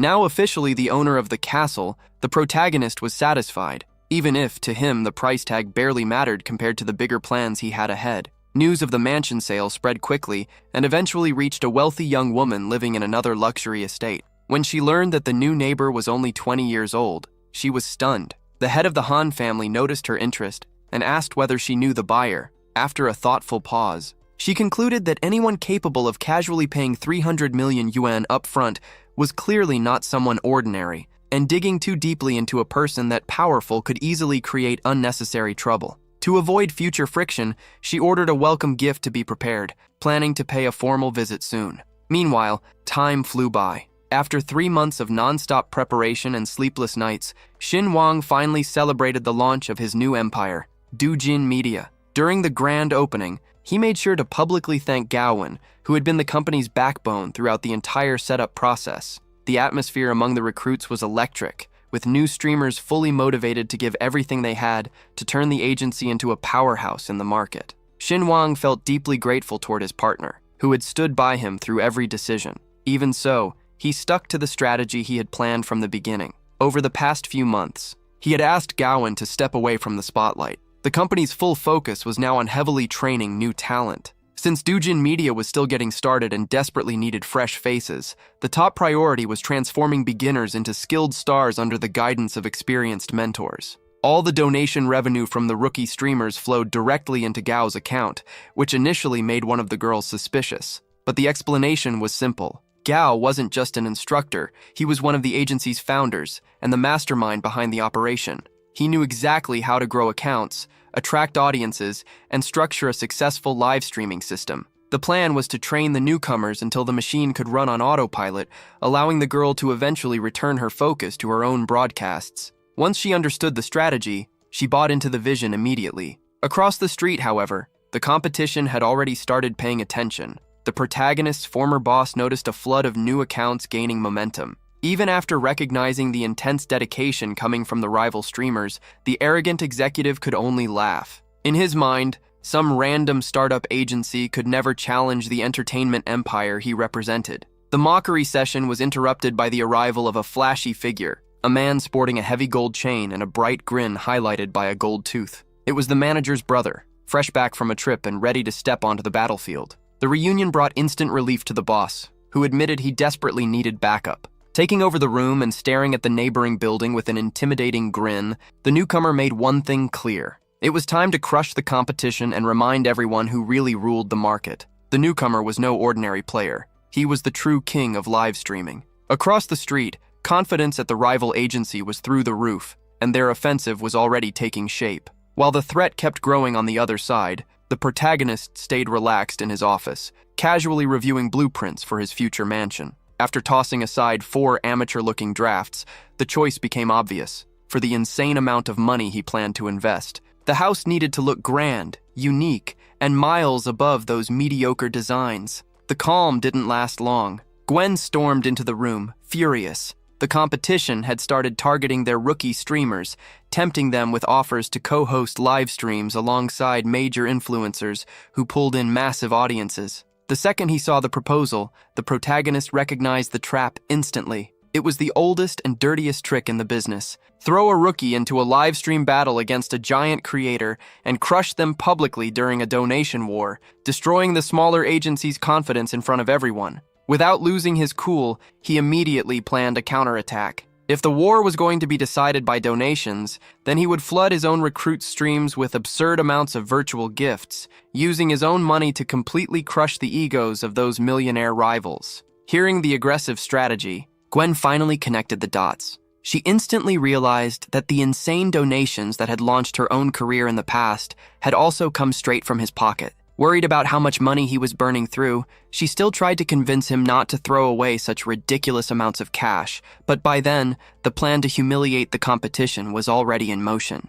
Gwen couldn't believe the waste, especially since the streaming platform kept more than half of every donation in fees. In her eyes, it would make far more sense to hand the money directly to the rookies, but the protagonist didn't even blink. He made it clear that if he could casually pay off multi-million yuan penalties, then blowing money on virtual rockets was nothing. His philosophy was simple. Nobody takes wealth to the grave, so hoarding money was pointless. The goal was aggressive marketing. He explained that the best way to explode in popularity was to ride the hype surrounding the live stream battles. If their rookies followed the training and delivered solid content while massive donations poured in, rival audiences would naturally start migrating over. It would be the perfect knockout punch. Even so, he reassured his friend, promising that he had everything under control and wasn't about to bankrupt anyone. Gwen could only watch, realizing that the mindset of someone with millions in the bank worked on a completely different level. The order was given. Gwen gathered the rookie streamers and explained the plan. The girls were nervous,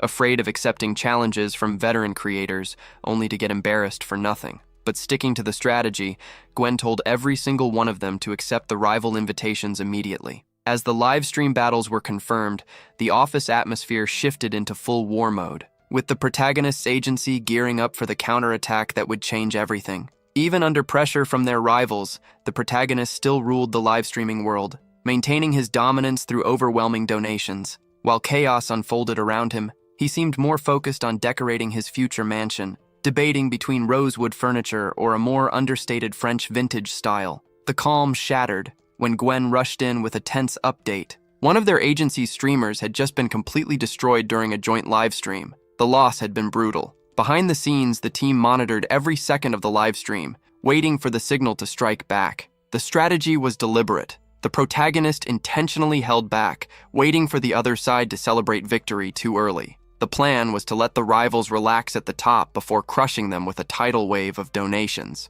Gwen, anxious to act, was stopped by his cold patience. To him, it was also a lesson in resilience for his streamers. They needed to learn how to keep fighting even when things looked hopeless. At the rival company, champagne was already flowing. The manager toasted to the success of their new star streamer, who was making serious money and seemed to have filled the void left by Gwen. But his brother, the flashy guy with the gold tooth, wasn't nearly as impressed. In his eyes, crushing some tiny unknown agency wasn't worth celebrating. Even after pocketing millions from contract penalties, he still felt uneasy, like the victory had come way too easily. The celebration at the rival company quickly turned sour. The flashy brother got a tip from a client revealing that Gwen wasn't unemployed at all. She was actually working for the brand new agency right across the street. Furious, he turned on the manager, demanding an explanation for how they had let talent of her level strengthen the competition. Trying to save himself, the manager came up with a pathetic excuse. claiming Gwen only managed to pay off her massive contract penalty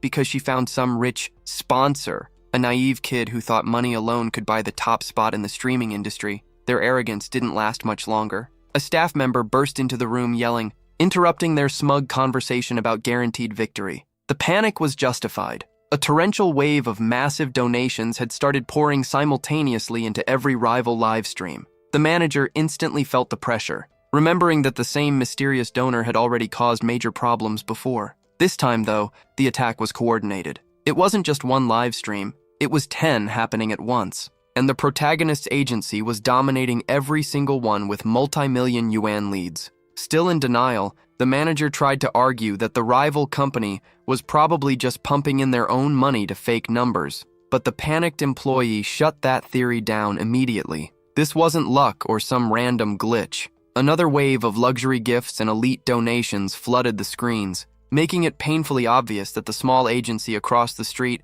had come to steamroll their empire without mercy. The villains started losing their composure. That brutal comeback shattered the confidence of both men, and suddenly they weren't so sure they could survive the battle. Trembling with rage, the brother turned to the manager and demanded to know if he still wanted to act like everything was under control. The order was simple now. They had to win this war no matter the cost. Meanwhile, the protagonist never stopped pressing the donation button. He kept throwing around absurd amounts of money, sums an average person would spend an entire lifetime trying to earn. Gwen watched in complete disbelief, unable to understand why he was still spending so much when victory was already guaranteed. Smiling, he completely obliterated the rival's score bar, casually commenting that the rookies needed to experience what the true top of the live streaming world looked like. Gwen was completely stunned. Even during her peak years as a top streamer, she had never seen that much money moving around at once. Realizing his friend was losing focus, the young man told her to calm down. He reminded her that the bigger goal wasn't just winning one battle,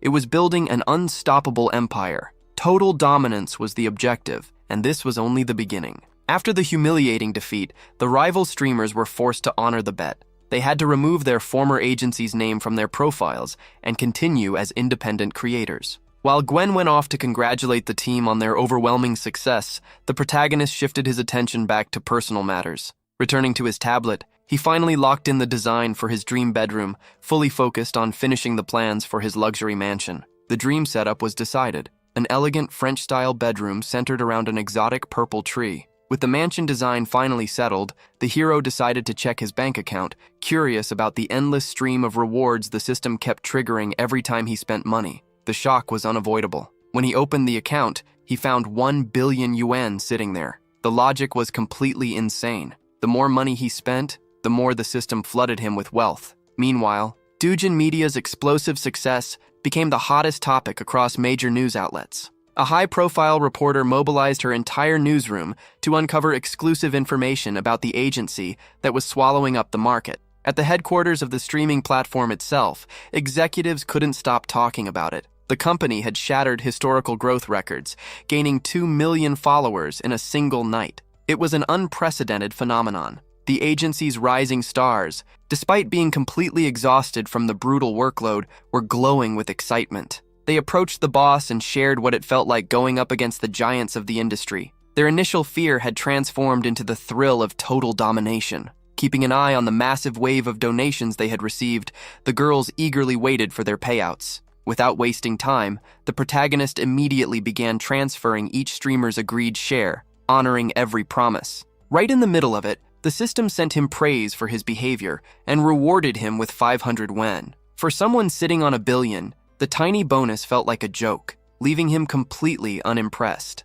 Things had officially become ridiculous, and that laughably small reward from the system felt borderline insulting. Gwen watched the success unfold from the front row, overwhelmed with pride over the partnership they had built. She knew the support she received came from genuine loyalty. Meanwhile, the mood at the rival agency felt like a funeral. The second they opened the news sites, they realized they hadn't just lost, they had been publicly humiliated. Their own strategy had completely backfired. The tactic of forcing streamers to change usernames, something they used to claim territory and mock others, now only served as a public reminder of their crushing defeat across the internet. One employee, realizing management had completely collapsed and nobody was listening to reason anymore, packed up her things and walked out without ever looking back. Inside the office, chaos turned physical. the influential brother completely lost it and lunged at the manager. He screamed that what had been promised as an easy win had turned into a 500 million yuan disaster and a nationwide embarrassment. Their empire had become nothing more than a doormat for the new agency. The manager, completely disconnected from reality, still tried arguing that the live stream volume had generated profit, failing to understand that the company's reputation was in ruins. Out of patience for the stupidity, the brother ordered the manager to shut up and turned his attention to Doujin Media's live streams. The girls dominated the screen, pulling in huge donations through choreographed performances. Regret hit him hard. If Gwen had still been on their team, a huge chunk of those millions would have been pouring into their accounts. The manager still tried to downplay the protagonist, insisting the mysterious donor was probably just some lucky nobody, but the brother had finally had enough of the excuses. Feeling the shame of destroying years of hard work in a single night, he didn't hesitate. He fired the manager on the spot, permanently ending their disastrous partnership. Back at agency headquarters, Gwen decided to clear things up. She had been obsessing over the insane amount of money moving around, and finally did the math. Out of the 500 million that came in, the company would only keep around 180 million after platform fees, not even counting the percentage going directly to the streamers. To her, the spending still seemed insane, but the protagonist dropped a bombshell that left her speechless. He hadn't even spent half that amount. In reality, he had only invested 200 million of his own money. The rest had come from organic viewers who got so caught up in the spectacle that they started throwing donations on their own. In the end, the campaign had been surprisingly cheap considering the amount of attention it generated. Gwen was left speechless when her friend casually referred to 200 million as pocket change. He reminded her that the media was already treating the event as something historic, the kind of momentum that normally took years and billions to achieve. The hero used the moment to praise Gwen's role in the company. He made it clear that she was the backbone of the agency, not just because of her talent, but because of her responsibility in training rookies and inspiring the entire team through her actions. In his eyes, the top was now within reach. And the plans didn't stop at live streaming. The next step was expanding the empire into talk shows and drama productions. Their conversation was interrupted by a phone call. It was the mansion renovation team with updates on the project. Not wanting to leave the details to chance, the protagonist decided to personally oversee the final touches to make sure everything turned out exactly the way he wanted. The call from the construction company shifted his focus completely. He needed to head home and make sure the mansion's finishing details came out perfect. Before leaving, he reminded Gwen that she could keep her agreed share of the profits. After all, the rookies' donations belonged to her as payment for mentoring them. His management philosophy was simple. Well-paid employees are happy and productive employees. Gwen couldn't argue with the logic and accepted the arrangement with a smile. When he arrived at the property, the place looked like a full construction zone. Stacks of cement and bricks covered the entrance, while workers customized one of the mansion's main rooms. The hero supervised everything closely, making it crystal clear that nobody was allowed to touch the structural walls. In the middle of the dust and noise, an unexpected visitor appeared. An elderly man with aristocratic posture and flawless manners, looking like he had stepped straight out of a period drama. The visitor introduced himself as a neighbor and, as high society etiquette demanded, brought a welcome gift, homemade products from his estate. The protagonist was impressed by the man's elegance, who carried the full aura of a high-class butler. At that moment, a quick thought crossed the young man's mind. He definitely needed to hire someone like that for his new luxurious lifestyle. Laughing at his own situation, the young man took off his gloves and apologized for looking dirty from the construction work, explaining that the house was still a complete mess. The butler, with flawless manners, apologized for the unexpected visit and made it clear that he was available for any needs or issues that might arise in the neighborhood. The hero instantly realized the level of the gated community he had moved into. If even the neighbor's staff carried themselves with that much class, he had truly entered the Millionaire's Club. The gift was on another level. An ornate gold and silver box containing wild mountain ginseng. The protagonist thanked him with a handshake, emphasizing that good neighbors should always support one another and promising to return the gesture once the dust from the renovation settled. By noon, exhaustion finally kicked in. After spending the entire morning working side by side with the construction crew, he finally stopped for a much-needed break. His rest was interrupted by a call from an old classmate. The high school reunion was happening the following weekend. The invitation came with a bonus. The girl he used to have a massive crush on would also be there. Back in the day, the hero had been the class punching bag, the guy everyone mocked as a bum, and invited only to humiliate. But the tables had turned. Without hesitation, he confirmed he would attend, leaving the classmate on the other end of the call stunned by his confidence. Meanwhile, in a luxurious mansion nearby, the butler was sharing his impressions with his employer. He was genuinely impressed by the new neighbor's attitude,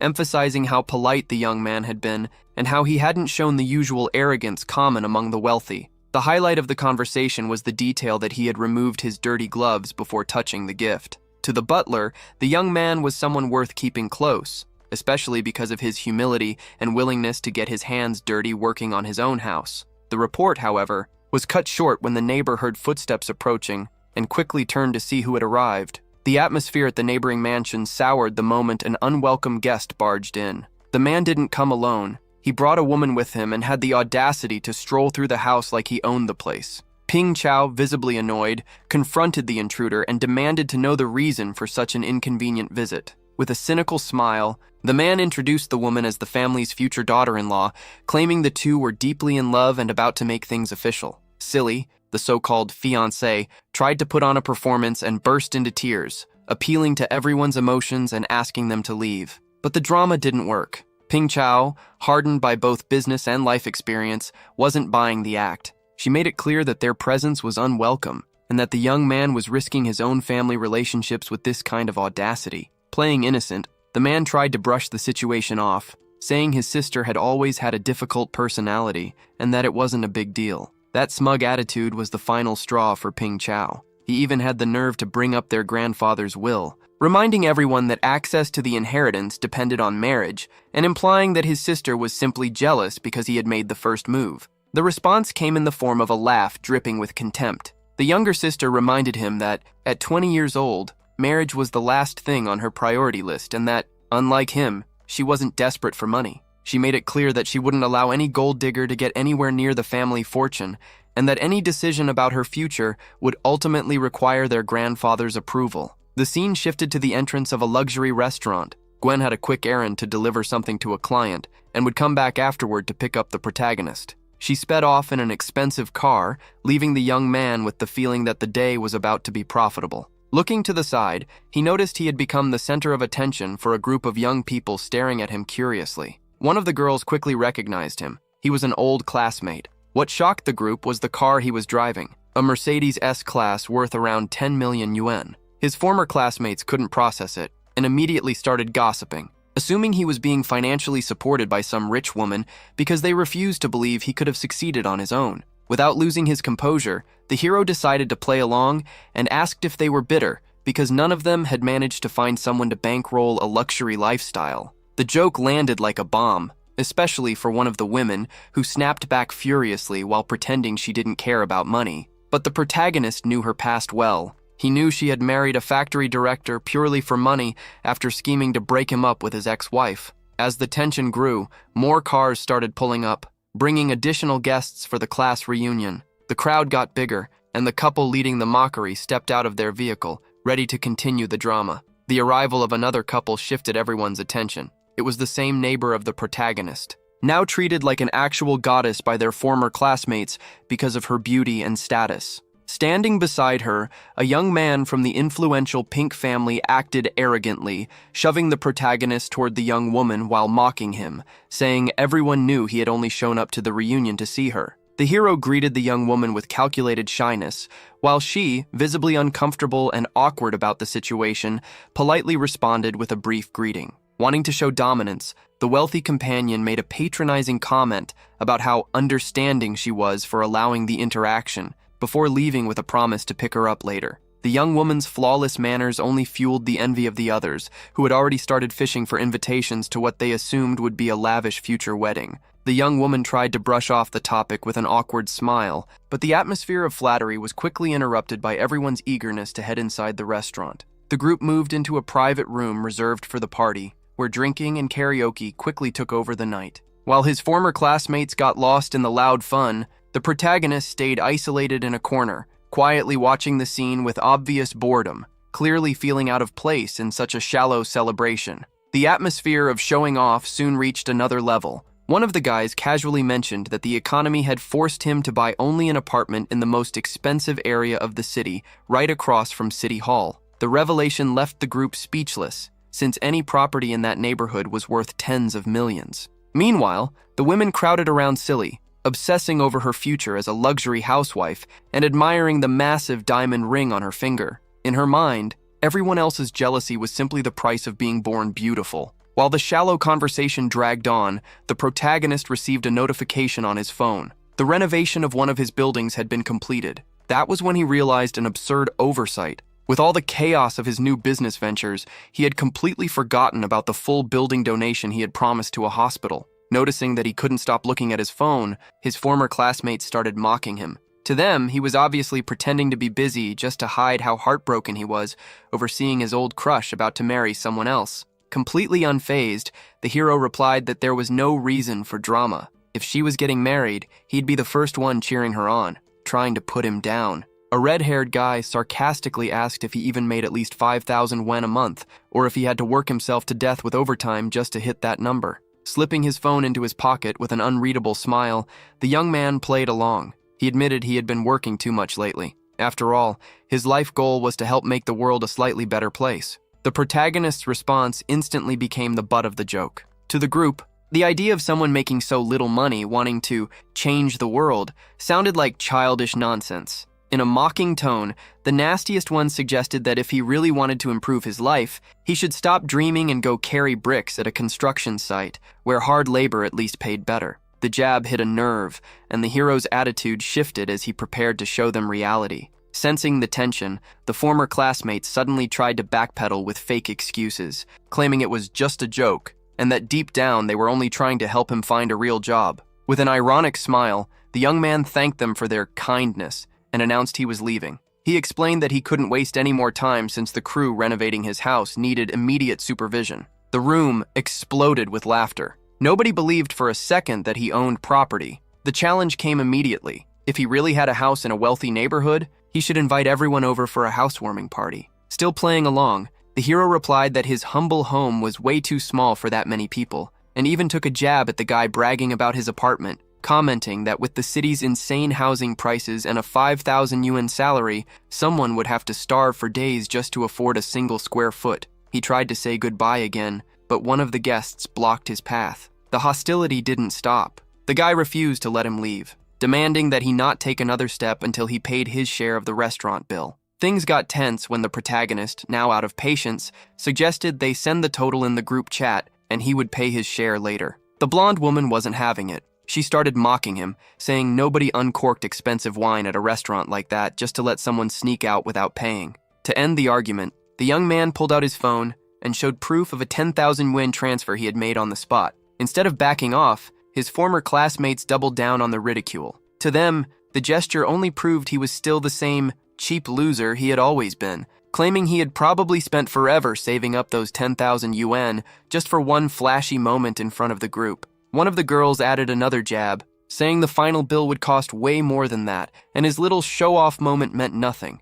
That was when Silly stepped in with what looked like a mercy move disguised as kindness. She announced that she would cover his share. The group applauded the generosity of their goddess, but the intention was obvious, to humiliate him publicly by treating him like some pitiful charity case. The hero, who hadn't forgotten that she was the same person who used to call him a beggar and useless behind his back, refused the offer immediately. He got straight to the point, saying 10,000 yuan was pocket change to him and that he didn't need anyone paying his bills. The other women were outraged, acting like it was absurd for him to reject help from someone as superior as Silly, who had clearly started believing her own goddess image after hearing so much praise. The protagonist delivered the moral checkmate, saying that since they were former classmates, there was no need for all the fake smiles and performative nonsense. Even so, the pressure continued, with one of the guys mockingly insisting he should just accept the favor since he, obviously, couldn't afford that kind of luxury on his own.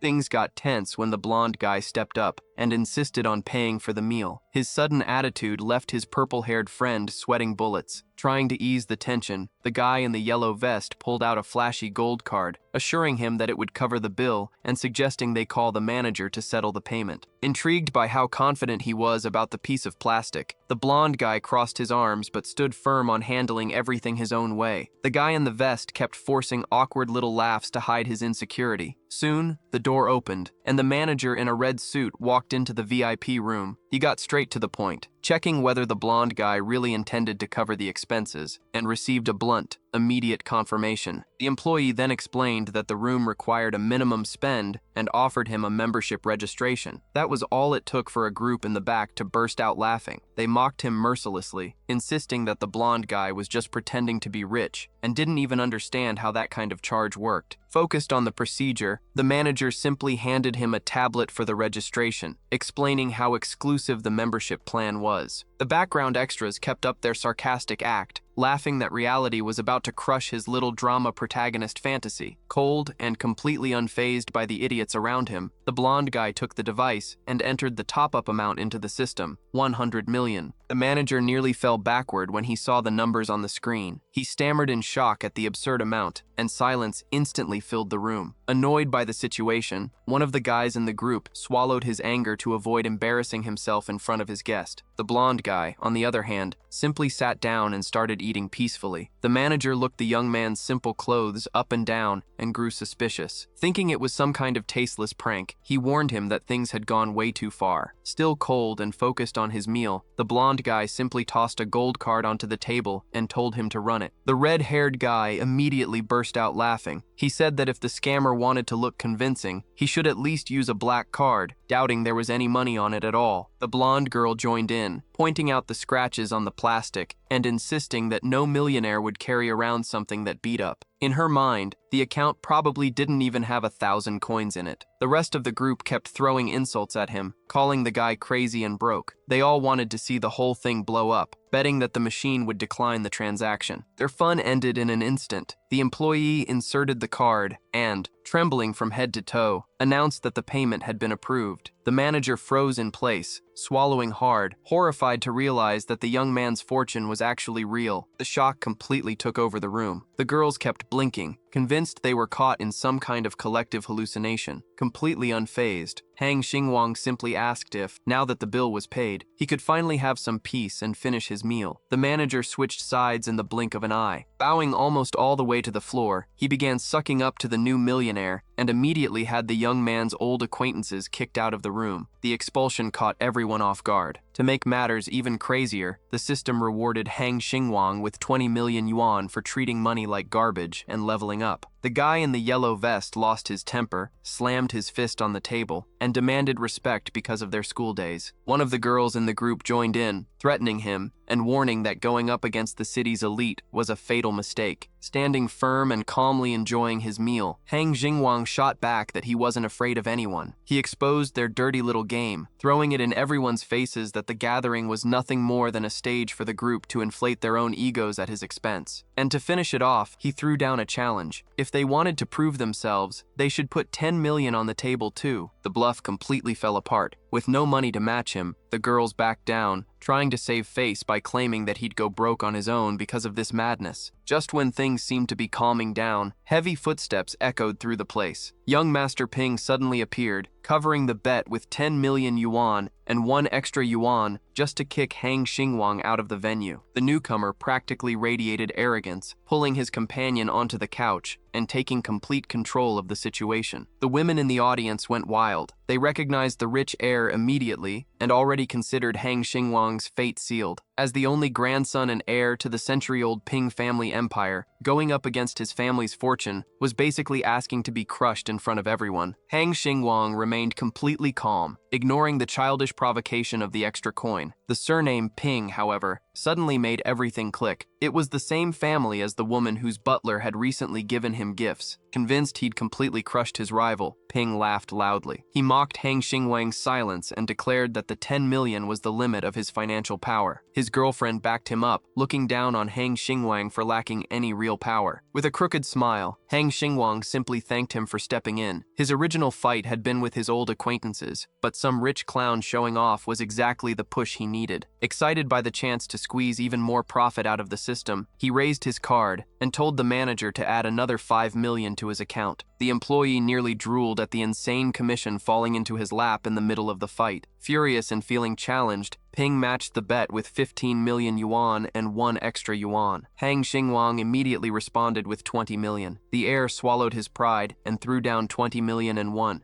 turning the restaurant into a hostile bidding war. The bidding war dynamic activated the system instantly, pouring an incredible 50 million yuan into Hang Xingwang's account as a bonus and demanding an all-out massacre. Completely oblivious to reality, Ping's girlfriend sighed dreamily, convinced she'd picked the most powerful man in the city. The illusion vanished fast. With an utterly bored look on his face, Hang Xingwang spun the card around and dropped 30 million on the table in one shot, warning them that this cheap little game had already lost its appeal. The crowd started egging Ping on, swearing that the amount was pocket change for someone from his century-old family. But the heir's deadly silence sent his girlfriend into a panic. She started begging him to match the offer and save her from a historic humiliation. Ping was completely falling apart on the inside. Throwing 30 million at a meal was bordering on insanity. The heir's original plan had been to use the capital to negotiate shares in the establishment, not burn money in front of everyone. With no way to back up his bluff, he swallowed his humiliation and froze in place. The contrast was brutal. Hang Xingwang remained completely unfazed, smiling with his arms crossed as he took his card back from the employee, stamping his absolute dominance over the showdown. With the bidding ending at 30 million, Ping was boiling with rage, betting everything on the idea that his rival was using some mysterious sponsor's credit limit. To protect his family's reputation, the playboy simply abandoned Lin Mengxi to her fate, making no effort whatsoever to save the girl's dignity. Hang Xingwang didn't let up, taking another shot at him and mocking the absence of that classic extra coin needed to beat his offer. His phone ringing saved Ping from immediate embarrassment. While the heir stepped away to answer it, the protagonist ignored everyone else's desperation and announced that he was going to dig into the hot dishes. On the call, Ping Zhaozhao went straight for the wound, demanding an explanation for the reckless 20 million and 1 yuan loss. The young man tried to dodge the question and brush her off, but panic hit hard when the girl revealed that the family patriarch himself was tracking the account. The nightmare got even worse. She was already in the elevator at Shenwei Hotel, just moments away, coming to clean up the mess herself. Ping broke into a cold sweat, knowing that any mistake in front of Zhao Chao could cost him his position in the family empire. He hurriedly ended the call, completely terrified. Without giving him a second of peace, Hang Xingwang flashed a cynical smile and pressed him again, asking if his phone call was finally over and whether the next bid was ready to hit the table. With no ammunition left to fund the competition, Ping tried to save face by pretending to be rational. He argued that throwing money away like that was insane, pointing out that the food was practically worthless and that nobody there had the financial power of a true tycoon to justify such madness. His flimsy excuse didn't fly. One of the guests called him out, saying that running away was tarnishing the Ping family's name, which earned an angry shout from the heir in response. The manager officially confirmed his withdrawal and offered to refund the initial amount. Trying to maintain his composure, the rich heir ordered his staff to handle the paperwork. On the other side, Hang Xingwang leaned his head back, completely bored out of his mind. His disappointment was obvious. He thought he'd hooked a real tycoon, but the final payout from the showdown didn't even come close to the virtual donations he was used to making. Panic swept through the group of women. They begged Mengxi to stop the massacre and save everyone from further humiliation, but the girl could only bitterly regret ever showing up to that reunion. Consumed by defeat and desperate for someone to blame, Ping exploded. He unleashed his rage on his fiancée, screaming that their engagement was over and ordering her to get away from him immediately. Devastated, the girl burst into tears, demanding to know what happened to all his promises of eternal love and unable to believe she was being discarded over a mere clash between millionaire egos. The heir showed no mercy. He argued that publicly humiliating his clan was unforgivable and finally revealed the truth. Their romance had always been a facade. He made it clear that he'd only chosen her for her beauty, hoping to secure good genetics for his future children, while always knowing that she was only there for the comfort his bank account provided. In the middle of that pathetic drama, Hang Xingwang's patience finally ran out. Tired of the circus, he pressed the manager to find out if he could finally have some peace and eat his meal. Desperate to please the man who had just injected 30 million into the business, the employee quickly bowed and promised to clear the room and kick everyone out that very second. Trying not to leave completely defeated, Ping made one last desperate threat to inflate his crushed ego, warning Hang Xingwang to pray that he never crossed paths with the Ping family again and sang. But the cheap bluff lasted exactly 1 second. The VIP room door flew open, and Ping Zhaochao stormed inside, cornering her brother and demanding to know what he was talking about. The young man froze in terror the instant he came face to face with his worst nightmare. Without giving him any chance to escape, Zhao Zhao grabbed Ping by the collar and demanded an immediate explanation for the public embarrassment he had caused. Cutting through every excuse, she took control of the situation and dropped a bombshell on everyone in the room. The Ping family was pouring a staggering 2 billion yuan into Shenwei Hotel. The announcement left Hang Xingwang's former classmates completely paralyzed. It finally hit them that Ping was nothing more than a spoiled puppet, and that the person truly calling the shots in the family empire was Zhao Zhao. Ignoring the terrified crowd, the heiress ordered the manager to clear the room immediately, making it clear that she needed to discuss crucial business with Hang Xingwang in private. The order shattered whatever sanity the guests had left. They completely panicked, putting the pieces together, and realizing that the guy they'd spent the entire night trying to humiliate was actually a powerful, untouchable tycoon. Terror and regret swept through everyone who had dared to mock the protagonist. Finding Zhao Zhao's firm and ruthless attitude pretty entertaining, Hang Xingwang simply sat back and enjoyed the show. While the manager hurried to throw the group out, the young woman gave her brother an ultimatum, coldly warning him that the family patriarch was already waiting for him at home. Too scared to say a word, Ping swallowed his humiliation and disappeared from the room. Out in the hallway, his ex-fiancée still tried to salvage the situation, desperately crying and begging for a second chance. Zhao Zhao showed no mercy and cut the matter off at the root, declaring that if the girl wanted to live peacefully in Sang City, she had better disappear from the Ping family's radar once and for all. Threatened, the woman ran away. With the room finally free of intruders, the manager locked the doors and promised that a brand new banquet would be served to perfection. Away from the entire circus, Zhao Zhao completely changed her demeanor. With a gentle expression, she approached Hang Xingwang and got straight to the point, asking if they could finally discuss their business openly. Calmly, Hang Xingwang made room and invited Zhao Zhao to sit at the table. Surrounded by freshly served gourmet dishes, the heiress suggested that he eat his fill after all the stress, acknowledging that the earlier chaos had been no small ordeal. Without any hesitation, the young man accepted her kindness, celebrating the fact that he was filling his stomach with a 30 million yuan banquet completely for free. To go along with the occasion, Zhao Zhao pulled a bottle from her sleeve from her family's private collection and began filling their glasses, taking the opportunity to apologize for her brother's idiotic behavior and clear the family's name. Taking a closer look at the label, Hang Xingwang recognized it immediately, an incredibly rare 1945 Romani Conti, a collector's relic worth millions. Taking an elegant sip, the young woman sealed the truce. The protagonist applauded her attitude, praising the girl's refined way of apologizing. With the atmosphere finally peaceful, Zhao Zhao got straight to business and announced that it was time to talk. Her proposal was simple. If Hang Xingwang agreed to help her and came out on top, the reward would be another 2 billion yuan. Hearing that astronomical figure again, the young man nearly choked, stunned by how effortlessly the heiress could move a fortune of that size. Still eating non-stop without showing the slightest bit of panic, he demanded that she get to the point and explain the mission. With a confident smile, Zhao Zhao revealed the objective. She wanted the young man to be her champion in a paired betting duel scheduled for the following week. Continuing to attack the banquet with enthusiasm, the protagonist asked for details about his opponent so he could judge whether the offer was worth it. The answer came quickly, but the rival's identity immediately changed everything. The moment he heard the name, Hang Xingwang broke into a huge grin, secretly thrilled by the certainty that he'd just found another bottomless money pit ready to be drained. Before they could continue the conversation, the young man's phone started vibrating. He answered excitedly, but the call was abruptly interrupted when the private room door slammed against the wall. Without asking permission, a silver-haired girl burst into the room, calling out the protagonist's name with insane excitement and immediately clinging to him with complete intimacy. The atmosphere completely flipped with the interruption. The newcomer latched onto Hang Xingwang and shot a deadly glare at Zhao Zhao, who returned the hostility with icy coldness. The silence between the two women turned into an invisible battle of egos. Seeing the situation getting tense, Zhao Zhao dropped her flawless composure and left, claiming she had other matters to attend to and clearing the room. Hang Xingwang blinked in confusion at the heiress's strategic retreat, especially since it happened the moment his ally arrived. The silver-haired girl dropped her things on the table and asked whether the head of the Ping clan was just another schoolmate. After hearing the answer, she nearly fell backward when she realized the importance of the name the young man had gotten involved with. A few minutes later, the duo dove headfirst into the million-yuan banquet. The young woman nearly choked when she remembered that the bill had reached 30 million, but the shock didn't last long. Determined not to leave anything behind, she cleaned every plate while Xingwang flashed an extremely confident smile, promising that this was only the warm-up for the extravagance that was still to come. With their stomachs full, she brought up business, and the protagonist confirmed that the million-yuan deal was officially sealed, clearing the way for their livestream earnings to explode. Excited, his partner laid out her expansion plans, revealing that she'd already hired some major screenwriters to secure the team's sales. Impressed by the girl's business ambition, Hang Xingwang made a little joke, teasing that a mind like hers was wasting her time working only as a delivery girl. The jab hit the girl's ego hard. For a second, fury took over. Surrounded by a murderous aura, she boiled with anger at the joke, grumbling that she'd only agreed to carry packages so she could stay close to the blonde guy as his number one. The storm disappeared the very second it broke. The girl's eyes welled up with tears. Her hand went straight to her chest, and her anger transformed into pure devotion. In a gentle voice, she admitted that she never would have made it this far without his push, coyly asking with a playful smile if that was why he cared about her so much. Letting her guard fall completely, the silver-haired girl finally opened her heart. She confessed that Hang Xingwang had been the only light in the middle of her personal hell, explaining with raw sincerity that he had pulled her out of the gutter and turned her into a woman ready to shine and take control of everything. The girl's mind was already buzzing with the certainty that their climb to the top had only just begun, declaring that the two of them were going to take over the world together. Moved by his partner's sincerity, the young man flashed a genuine smile, raised his glass, and sealed their alliance with a firm, straightforward toast. The clink of their glasses echoed through the room as the silver-haired girl celebrated the beginning of their partnership. Raising their glasses again, with a mischievous smile, Hang Xingwang knew exactly how much damage they were going to do in the market. Sharing the leftovers from that lavish feast, the duo laughed from ear to ear, celebrating the gold mine they'd just opened. A little while later, the scene cut to the facade of a colossal skyscraper in the heart of the city. A sleek black sports car parked along the curb stole the spotlight, making pedestrians drool as they tried to guess whether the machine was a Porsche or a Bugatti. Amazed by the luxury of the location, the girl could barely believe that Xingwang had chosen that exact spot as the headquarters for their new company. Outside the building, an arrogant playboy with a thick gold chain around his neck posed beside the flashy car. When he saw the silver-haired girl walking through the revolving doors, he flashed a smug smile and immediately went after her. Brimming with arrogance, he bragged that he'd been waiting there forever just to surprise her, showing off his rental car and fishing for compliments about the whole performance. The response was a monumental rejection, completely ignoring his cheap display. The young woman kept walking with a cold expression. Refusing to give up, the guy matched her pace, mentioning that he'd heard about the new livestream agency she'd opened. When she confirmed it with a curt one-word answer, his mind went into overdrive. Knowing about the girl's humble background, his brain short-circuited. Unable to understand how some nobody could afford rent in such an elite location, he immediately concluded that she'd hooked some billionaire sugar daddy to fund her lavish lifestyle. That conspiracy theory collapsed in the very next second. The scene cut to Hang Xingwang riding a little white electric delivery scooter, waving a yellow helmet, and calling out to his partner with a huge grin. The guy with the gold chain froze in place, stunned to recognize the delivery driver right in the middle of his flirting attempt. Walking straight past the playboy and his flashy car, the silver-haired girl completely ignored him and headed toward Xingwang. The blonde guy asked if she'd been waiting around forever, and she answered with a sweet smile, assuring him that she'd just come out. With her eyes sparkling with excitement, she climbed onto the back of the scooter, wrapped her arms around him, and the two of them took off, leaving the rich kid choking on their dust. Unable to accept the humiliation of being replaced by a delivery scooter after blowing a fortune on renting the flashy car, the guy completely lost it in the middle of the street. He gritted his teeth in rage inside the car, swearing revenge for the brutal rejection. His anger vanished the moment his phone buzzed in his hand. Instantly putting on his most obsequious smile, he answered when he saw it was Brother Zhang. Experienced in sucking up to anyone with power, he immediately offered to treat him to a crayfish feast at the most expensive restaurant in town, rushing over to get there and secure his chance to curry favor. Meanwhile, downtown was a complete nightmare of bumper-to-bumper traffic. But for the duo on the scooter, the traffic jam was nothing more than scenery. Weaving skillfully between the side mirrors, Xingwang bragged that renting the little scooter had been the best investment for beating traffic and laughing at everyone stuck inside their four-wheeled cages. Keeping an eye on the GPS on her phone, the girl announced that their destination was just around the next corner. Xingwang celebrated at the top of his lungs, saying he couldn't take another bite of the fancy food from the day before, and that this time, the plan was to stuff themselves with simple, meaty crayfish dishes. As soon as they parked and entered the restaurant, the young man ordered the whole menu, one serving with garlic, another with 13 spices, and a generous platter of noodles to go with it. With steaming trays covering the table, his partner took off her gloves and showed him the proper way to do it, explaining that the secret was to eat with your hands and suck the juices straight from the crayfish heads. The blonde guy immediately loved the vibe, raising his glass to toast the duo's appetite. The peace lasted until the door opened again. The guy with the gold chain entered the restaurant escorting a flashy redhead, and both of them immediately spotted the couple eating at the nearby table. The moment the playboy laid eyes on Hang Xinguang and the silver-haired girl, his face went pale with embarrassment. Terrified of becoming the butt of another joke, he grabbed his companion by the arm and fled into a VIP room, stammering some lame excuse that the main dining area wasn't good enough for them. From a distance, Zhang Wencheng seethed with resentment when he spotted the silver-haired girl and that so-called loser sharing the same table. Accompanied by a clingy redhead who kept fawning over him, the playboy swallowed his anger and pretended not to care. He swore that he would kick his ex to the curb for good, deciding to burn through his money to back another favorite and destroy the couple's livestream agency. Once they were settled in the private room, he assured the redhead that money would never be an obstacle to launching her career, earning a flattering smile in return and eager hands ready to peel the crustaceans. At the nearby table, his partner showed some concern when she remembered the rival family's financial power, but Hang Xinguang kept attacking the dishes without losing his relaxed smile, insisting that the guy was nothing but a complete nobody. Meanwhile, Zhang opened his mouth to receive a peeled crayfish from the redhead, but the feast went sour instantly. A loud shout rang through the restaurant, calling him by his full name. It was his aunt, a vicious woman with tied-up blue hair and a deadly stare, who had caught her nephew red-handed. Desperate, Zhang tried to escape, but the woman came down on him with full force, twisting his arm and neck as he yelped and begged for mercy. Scanning the room, the veteran spotted Hang Xinguang and his partner, which only made her even angrier at the scene. Furious at her nephew's uselessness and wasteful spending, she lifted him by the collar, unleashed a legendary scolding, and shoved the redhead aside without ceremony. His millionaire act completely evaporated, leaving the playboy and his companion sprawled on the floor, reduced to nothing in the face of his relative's fury. The blue-haired aunt's rage came crashing down on Zhang Wencheng, demanding that he grow up and stop dragging the family name through the mud. Desperate to save his own skin and pretend to submit to the veteran, the playboy took all his frustration out on his red-headed girlfriend. With a violent shove, he slapped the girl across the face, knocking her to the floor without the slightest bit of empathy. The young woman broke down crying, covering her burning face as she became the target of public ridicule in the restaurant. Without a shred of remorse, Zhang kept shouting, ordering the girl to disappear from his sight forever. While the coward was throwing his companion out, Hang Xinguang calmly rose from his table, grabbed a platter overflowing with crayfish, and marched toward the group. Without hesitation, the protagonist shoved the entire platter straight into Zhang Wencheng's face. The extra spicy sauce exploded all over the playboy, drenching him completely as the redhead stared wide-eyed from the floor, stunned by the audacity. With the spicy sauce burning his eyes and his face covered in crustaceans, the rich kid panicked, screaming in pain and thrashing around wildly. His aunt rushed over with a napkin, desperately trying to clean up the mess while staring at the scene in disbelief. Standing firm without backing down, Xinguang fixed the aggressor with a deadly stare and bluntly said that the banquet was on the house, serving as a lesson to the idiot that a cowardly man has no business hitting a woman. Even the blue-haired veteran was left stunned by his audacious move. While Zhang whimpered in pain, trying to wipe the burning sensation from his eyes with a handkerchief and swallowing his humiliation, the protagonist casually stretched his neck, acting as though planting a platter in some spoiled rich kid's face was the most ordinary thing in the world. Ignoring the playboy's whining, Xinguang focused on the redhead, who was still sniffling on the floor. He calmly crouched down to check if she was okay, making it clear that no one deserved to be humiliated like that. When Zhang saw the young man pick up an empty bottle from the table, he completely panicked, trembling from head to toe as he feared he was about to become the target of some serious payback. Blinded by rage and humiliation, the rich kid completely lost what little sense he had left. Grabbing a shard of glass, he charged at Hang Xinguang, screaming that he was going to bury his rival. The desperate attack was nothing more than a joke. With a crooked smile, the protagonist mocked how slow the guy was. In the blink of an eye, Xinguang effortlessly dodged the stab and unleashed a precise counterattack. Zhang crashed onto his back, sprawled across the floor, and screaming in pain after being taken down within seconds. Watching from the sidelines, the blue-haired ant's eyes widened, impressed by the young man's speed and reflexes. It immediately became clear that this opponent was no pushover. While her nephew groaned on the floor, Xinguang maintained the unshakable posture of someone completely in control. Grinding his teeth in rage and writhing in pain, the spoiled rich kid couldn't accept his defeat. Xinguang ignored his tantrum, extended his hand to the redhead, and helped her back to her feet with complete courtesy. With flushed cheeks and sparkling eyes at his protective gesture, the girl quietly thanked him, completely captivated by her savior. Trying to stand his ground, Zhang staggered back to his feet, pointing at Xinguang angrily and promising revenge. Before he could say another word, a deadly glare from his blue-haired aunt froze him on the spot, commanding absolute respect without needing another word. Switching gears completely, the veteran flashed Xinguang a huge smile. Fascinated by the young man's confidence and his ability to put her insolent nephew in his place, she showered him with praise, making her sudden interest in the hero of the night impossible to miss. Still stunned by his chivalry, the redhead thanked him once again with her head lowered, blushing with embarrassment before leaving the restaurant before the situation could get any worse. Xinguang wished her a safe trip, but the scene didn't go unnoticed. From the corner of her eye, his silver-haired partner huffed with her arms crossed, boiling with jealousy and suspicion, while the redhead disappeared down the sidewalk. Still captivated by the hero of the night, Zhang Wencheng's personal hell reached a whole new level inside the restaurant. A suited manager cautiously approached to assess the situation, but the blue-haired veteran shut him down with a cold remark. Seeing her nephew sprawled on the floor and whining for sympathy, the woman's blood finally boiled over. Without hesitation, she planted her high heel directly onto the idiot's face. The brutal stomp sent the playboy reeling backward, ripping the gold chain from his neck as he howled in pain at the absolute bottom of his humiliation. The veteran quickly moved to intercept the redhead before she reached the door, but Zhang, in a pathetic fit of desperation, dragged himself across the floor and wrapped his arms around the girl's leg, begging her not to leave. The response came immediately. With a look of disgust, the young woman drove a kick straight into her ex-boyfriend's face. The impact sent the rich kid crashing onto his back on the pavement for the third time that night. Showing zero sympathy, the redhead ordered the coward to get off her foot and disappeared into the crowd, leaving the spoiled brat ruined and lying in the dust. Night fell, and the scene shifted to the agency's office. Buried in spreadsheets, the silver-haired girl broke into a huge grin and called Hang Xinguang over to show him the numbers. Their livestream stats had completely blown past the charts, breaking every record. The young man checked the reports, approving the astronomical profits their partnership was generating.